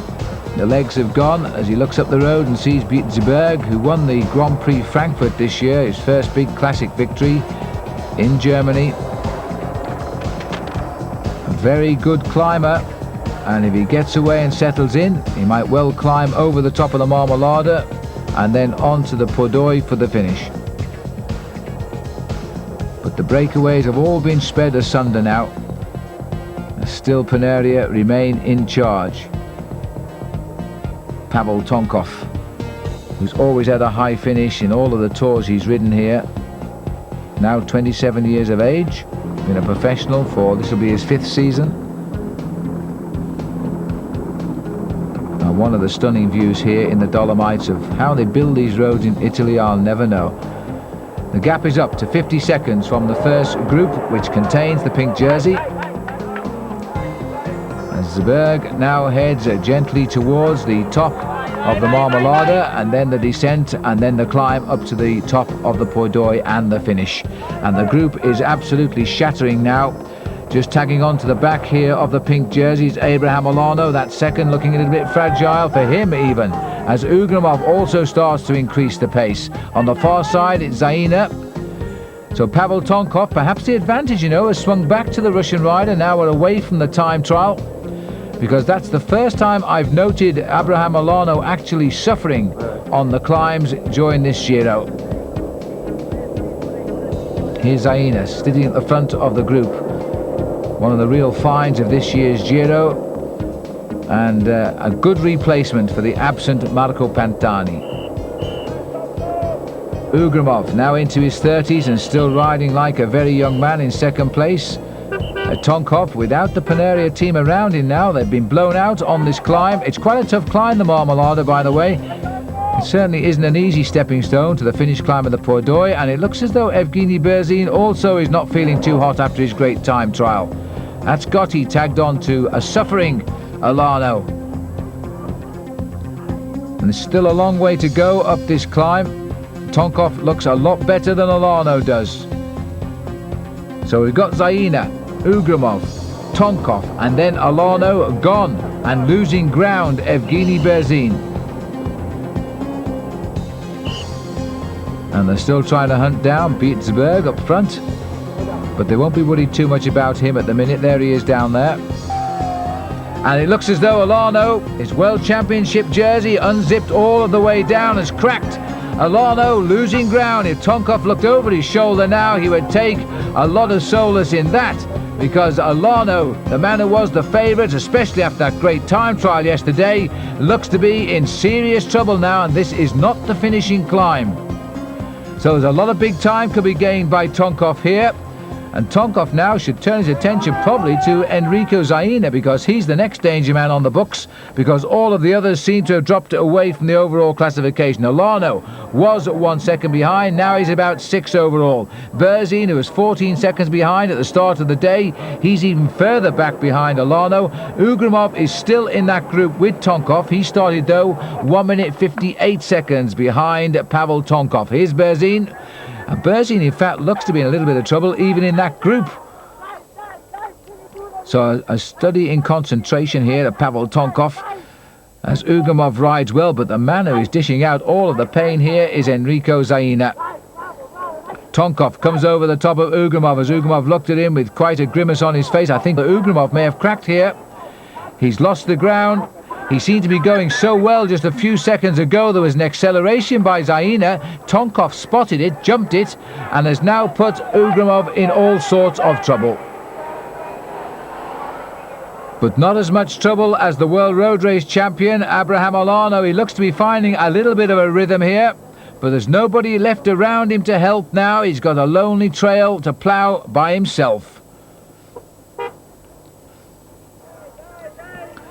Enrico Zaino tapping out the rhythm as he has done since the start of the climb of the Marmolada, and Tonkov just hanging on there and hoping. This is Ugrimov. And Ugrimov still falling back here because that's Ivan Gotti who's come through. And an acceleration now further up the climb by Zaina. What a recovery this is by this rider. A mediocre time trial yesterday, but he's gaining big time now over everybody today.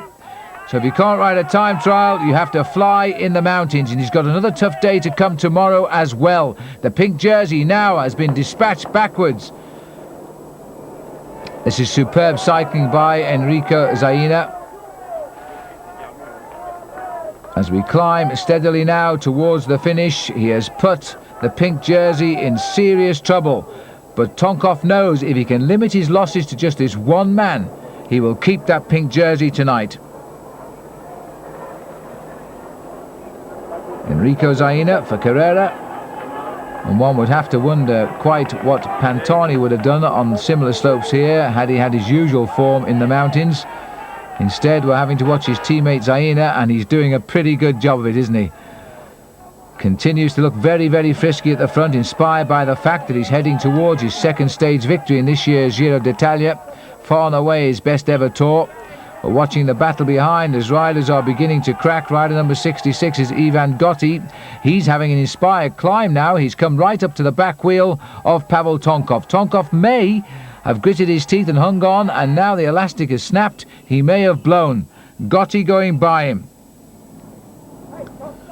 It's a long, long climb to the finish on the Podoi, and Ivan Gotti is not going to rush at it. He's got up alongside Pavel Tonkov. Tonkov looks across to the left to see if he can spot anybody coming.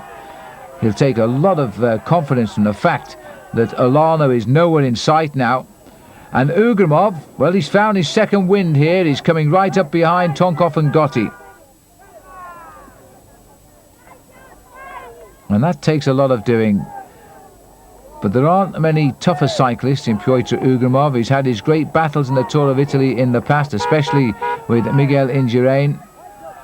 Almost run him to the victory too a couple of years ago. He was less than a minute behind him when the final analysis was made. And on this little bit of the flatter slopes here, he's coming across to the leaders. Meanwhile, further down the slopes, the pain here on only Moto 3 of the World Road Race champion, Abraham Olano, who has been joined now by Stefano Faustini from the Aki team. Another man who has featured throughout this 3-week race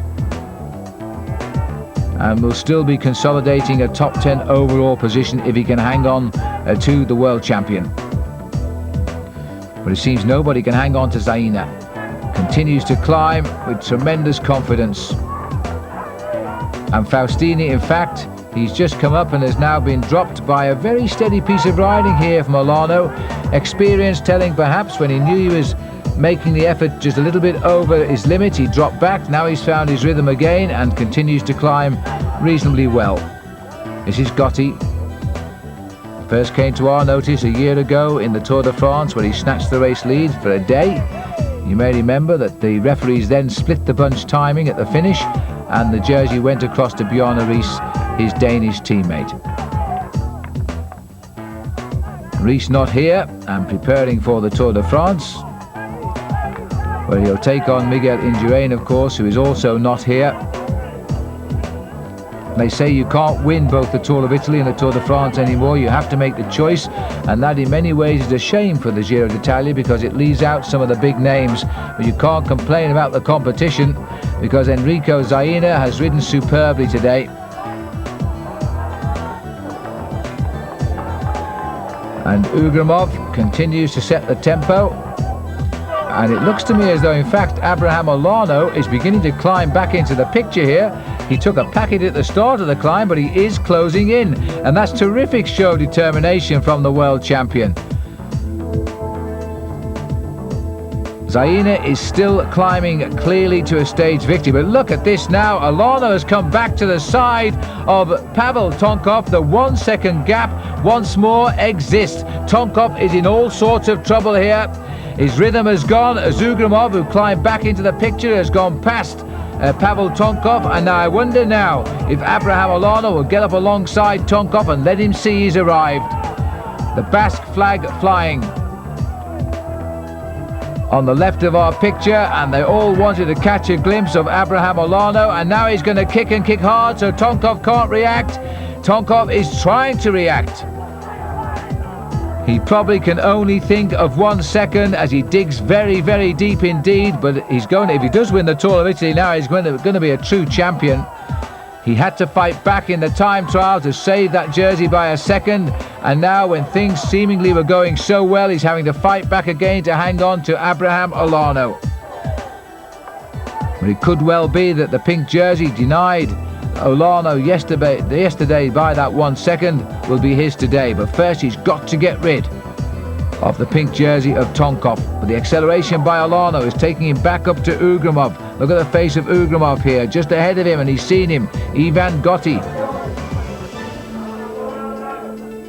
Well, this has been a tough climb up the Marmolada, but Zaina has been the man to go over the top in first place. We're now seeing the chase behind. Gotti has gone over, followed by Ugramov. We're on the descent.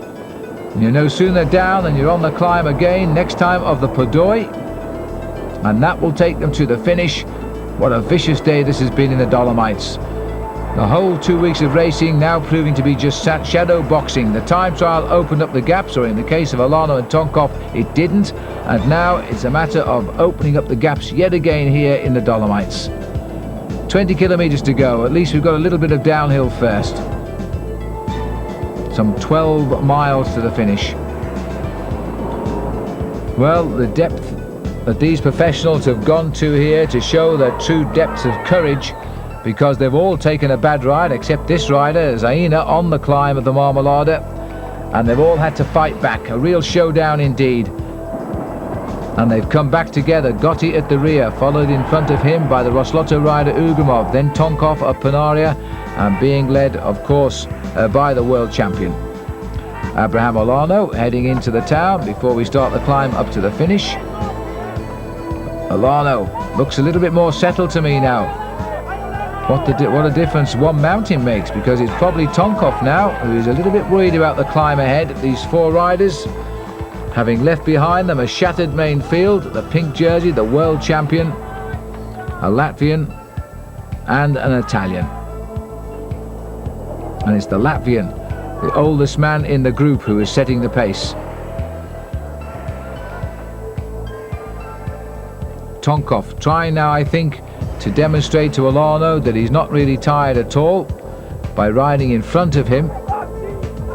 Ivan Gotti, the rider to watch, he's nothing to gain at the moment, although he's reasonably well up overall, but he's the man. He knows he no need to involve himself with the infight that exists between Olano and Tonkov, and he might take an advantage from that later.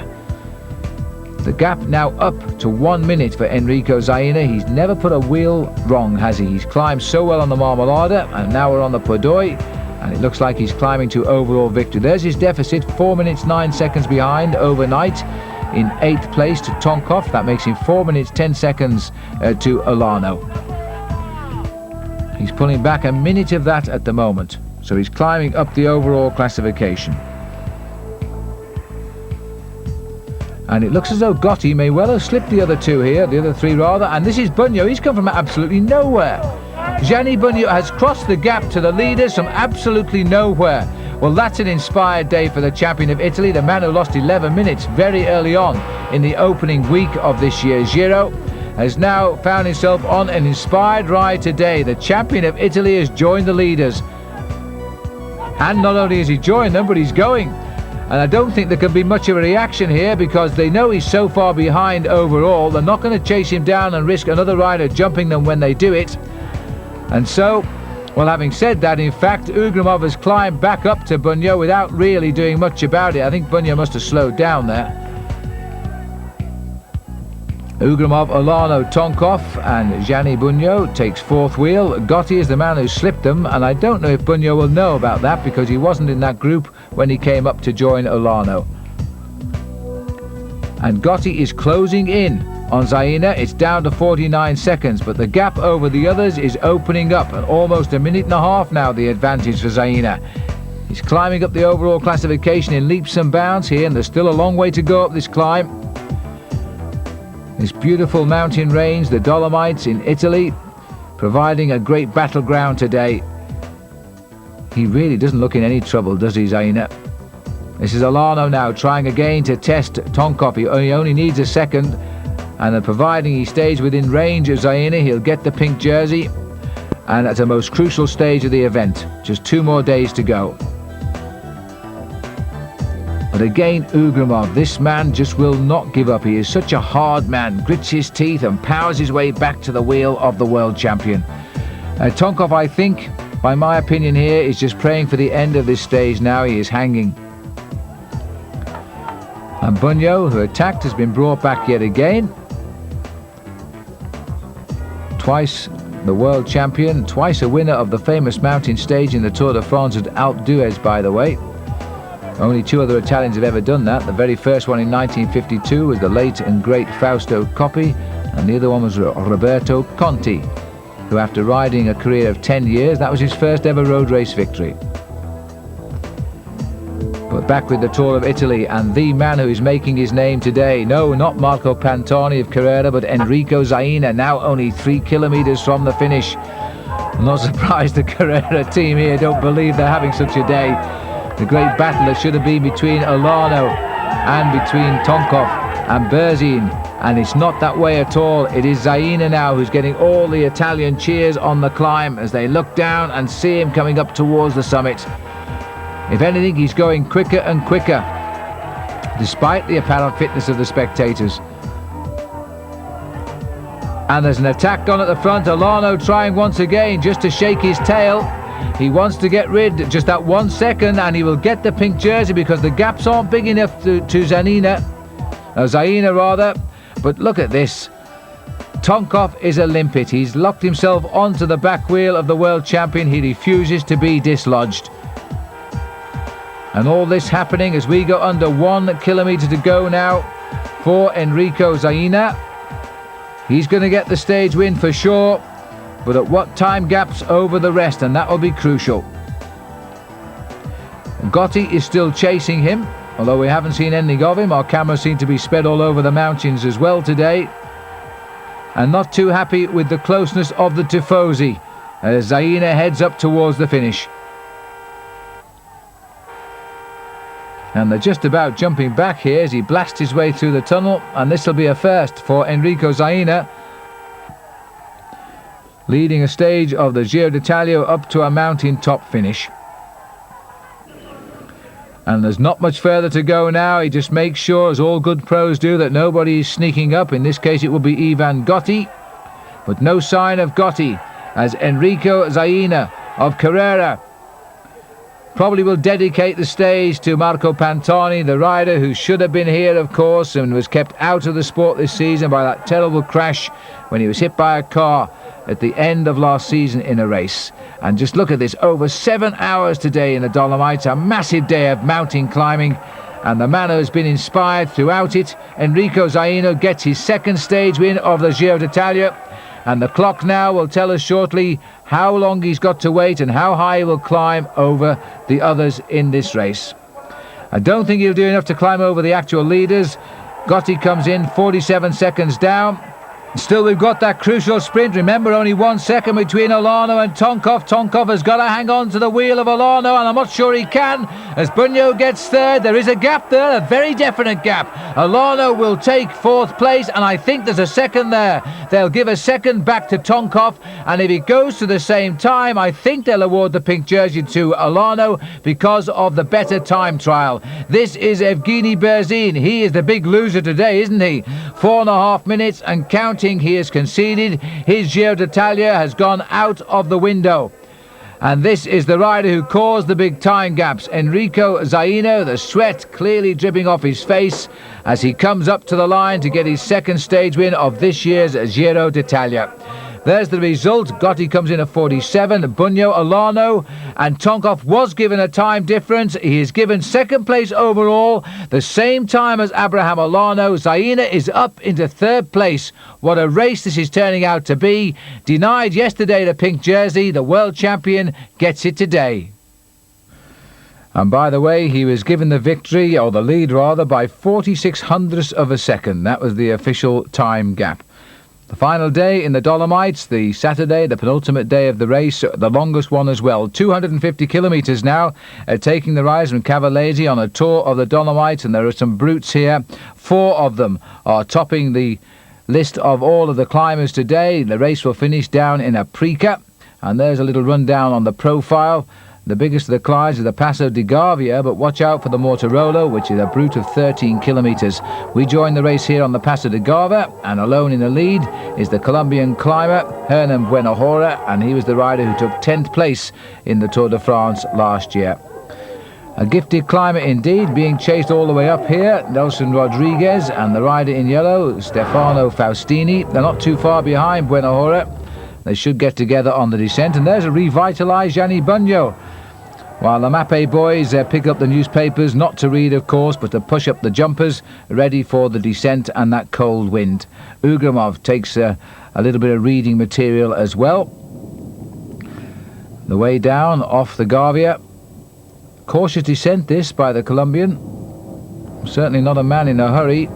He's taken the King of the Mountains points, but Piccoli already well clear in that competition. There's Berzin, third in line of the group, the pink jersey of Abraham Alano, sitting off the back of this big group.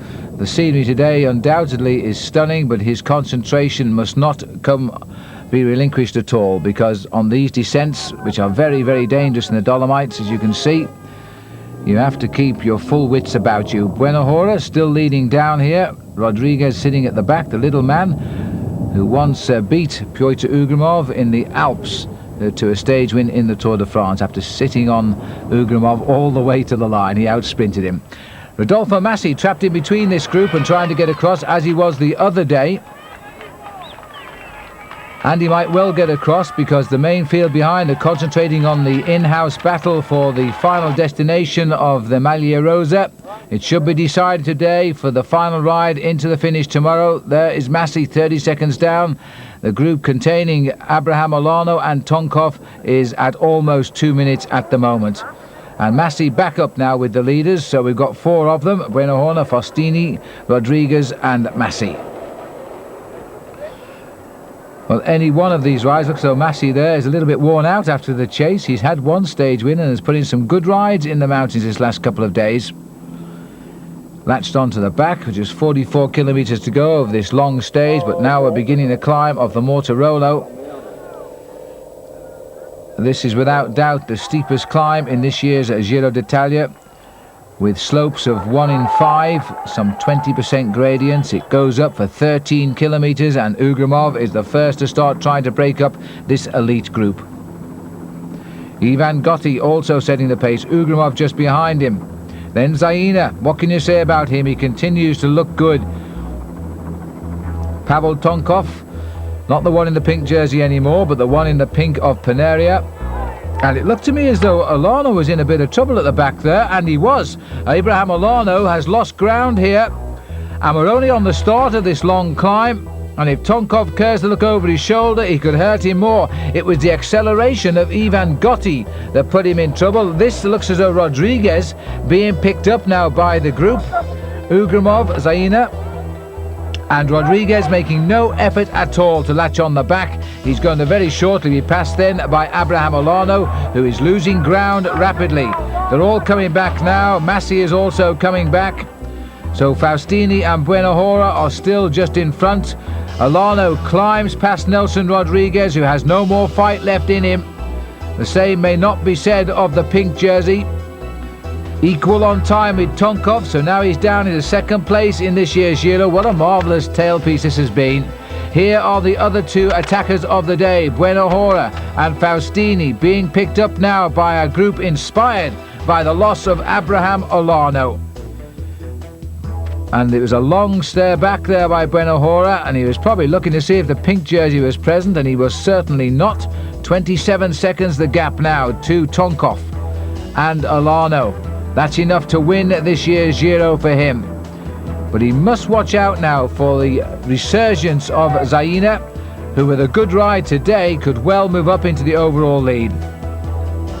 There he is on the left of our picture. Ugramov has had an excellent race, always been in the action when it matters. Perhaps the final killer strength leaving him a little bit as he gets older.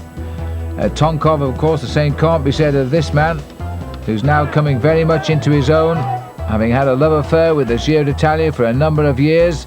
Gotti too, never having yet won a race as a professional, but he climbed up there into second place yesterday. He's going to be in at the kill again, it seems, today, as he starts the attacks once more. Gets rid of the breakaways who just came back to him. Tonkov certainly knows the wheel to follow. Jumped immediately into the strip sleeve here of Gotti. Gotti looks over his shoulder just to see if Tonkov wants to come through and do any work, and I don't think he can at the minute. What a nice feeling it must be though for Tonkov, knowing he is pulling away from Abraham Olano. The Spanish rider seems to have cracked wholesaledly on the climb. Zaina may be in a little bit of trouble too here as he rides alongside Ugramov. A massive crowd again on the Mortirolo to watch the riders touring the Dolomites. And this will probably be remembered as one of the hardest stages in recent years in the Giro d'Italia. Two riders in front. The man trying to recover the pink jersey he's held for a lot of this year's tour. Ivan Gotti trying to win a stage at last, having taken second place yesterday. Gotti turned pro back in 1991, by the way. 30 seconds, but more importantly, it's a minute 10 now. Between 1 minute 40 rather, between Tonkov and Gotti and Olano. And that's more than enough for the pink jersey to return to the shoulders of the Russian. Ivan Gotti content to ride at the front, and very often that's the way with climbers. And look at this, a salute to the crowd here from Tonkov. At least I think it was a salute, but he's certainly emphasizing the fact that he is now clear of Abraham. I think he was waving at the Spanish supporters there to saying, I've dropped him and it's going to be my tour now, as they go over the top of the Mortirolo. Gotti wants the crowd out of his way so he can see the descent. 35 seconds pass by. Ugramov comes over with Zaina. No sign yet of Abraham Olano. It's going to be over a minute, I think. The descent of the Mortirolo has begun. And what a great feeling it must be for Tonkov now in company with Ivan Gotti. Surely if he gets to the finish, Tonkov is not going to deny Gotti his first ever win as a pro bike rider. 2 minutes and 22 seconds. The cheers and the waves are a little bit meek there for the world champion Abraham Olano, because surely now he has lost the Giro d'Italia. And Gotti taking no chances on the descent as Tonkov gets control of the reins. Just on 50 kilometers an hour, around about 30 miles an hour for the way down. There's no real hills left in this year's Giro d'Italia now. It's a slightly uphill finish. The Gay Wiz teammates, Berzin, the big loser again, almost 10 minutes down at the top of the Mortirolo for Berzin. So after yesterday's blowout, clearly today he's decided to call it quits. The pink jersey of Abraham Olano, well, he would have to take some extreme risk on the descent now, dangerous as they are, if he was going to put himself back in contention. But I really believe he knows now he's lost this year's Giro d'Italia. Second in the Tour of Spain. A high finish, but not the winning position, is going to have to be his lot this time around in the Tour of Italy. Back up with the two leaders, and still Gotti dangles off the back of Tonkov. They've got 47 seconds over the Zaina-Ugramov tandem. So they're more or less locked at the same time gap. Gotti not clearly the careless descender of Tonkov, having to make up ground when the road permits. This is the other two behind at round about 47 seconds. And Zaina doing himself no disservice at all here by this another great escape, because he is going to continue his ascent up the overall classification. He's gaining time on Olano. Ugrimov is already behind him overall. He'll have to watch out for the escape of Gotti, but you know, realistically, Zaina could be looking at second place overall by the end of today. That's a tremendous performance by him. Two great days in the mountains. Well, the gradient not too much to worry about now. And Tonkov, almost a smile on his face there, but the gap is coming down. It's only 30 seconds, Zaina Ugrimov, and that will confirm Zaina's ascent to possibly the runner-up slot overall. Off the mountains too for the pink jersey, but off his shoulders will come the Maglia Rosa. There's no doubt about that now. He's dangling some 2.5 minutes back. Tonkov, having made the running down the descent at 10 kilometers to go, quite happy once again to sit on the back wheel of Ivan Gotti. 27 years of age, Gotti turned professional back in 1991.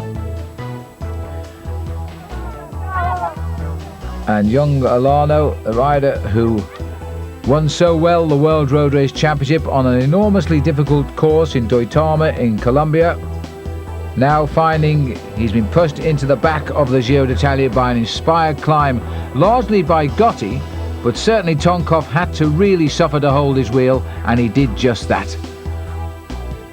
The flotilla of team cars around the Maglia Rosa and world champion. Only 5 kilometers left to go now, and Tonkov knows with every turn of those pedal revs he is going to ride back into the pink jersey. Ivan Gotti is going to climb higher up the overall classification.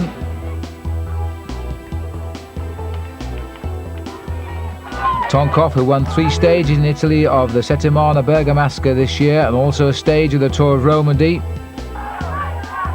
now set to win the biggest race of his career at 27. He turned pro, in fact, a year later than Ivan Gotti. This is the face of a man who always suffers and always gets good results, Pyotr Ugrimov.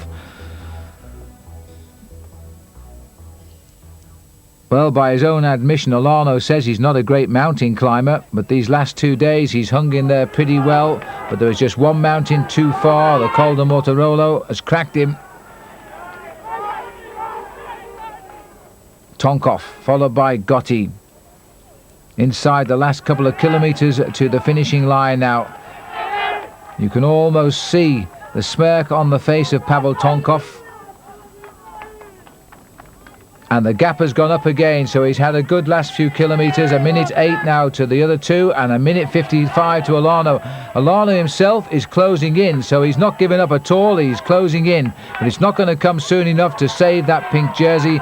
And tomorrow should be a formality for Tonkov if all goes according to plan on the road into Milan. Tonkov set now to become only the second Russian rider ever to win the Giro. Evgeny Berzin said before the start of this race that a Russian rider would win the event, but I think he was implying himself rather than Tonkov.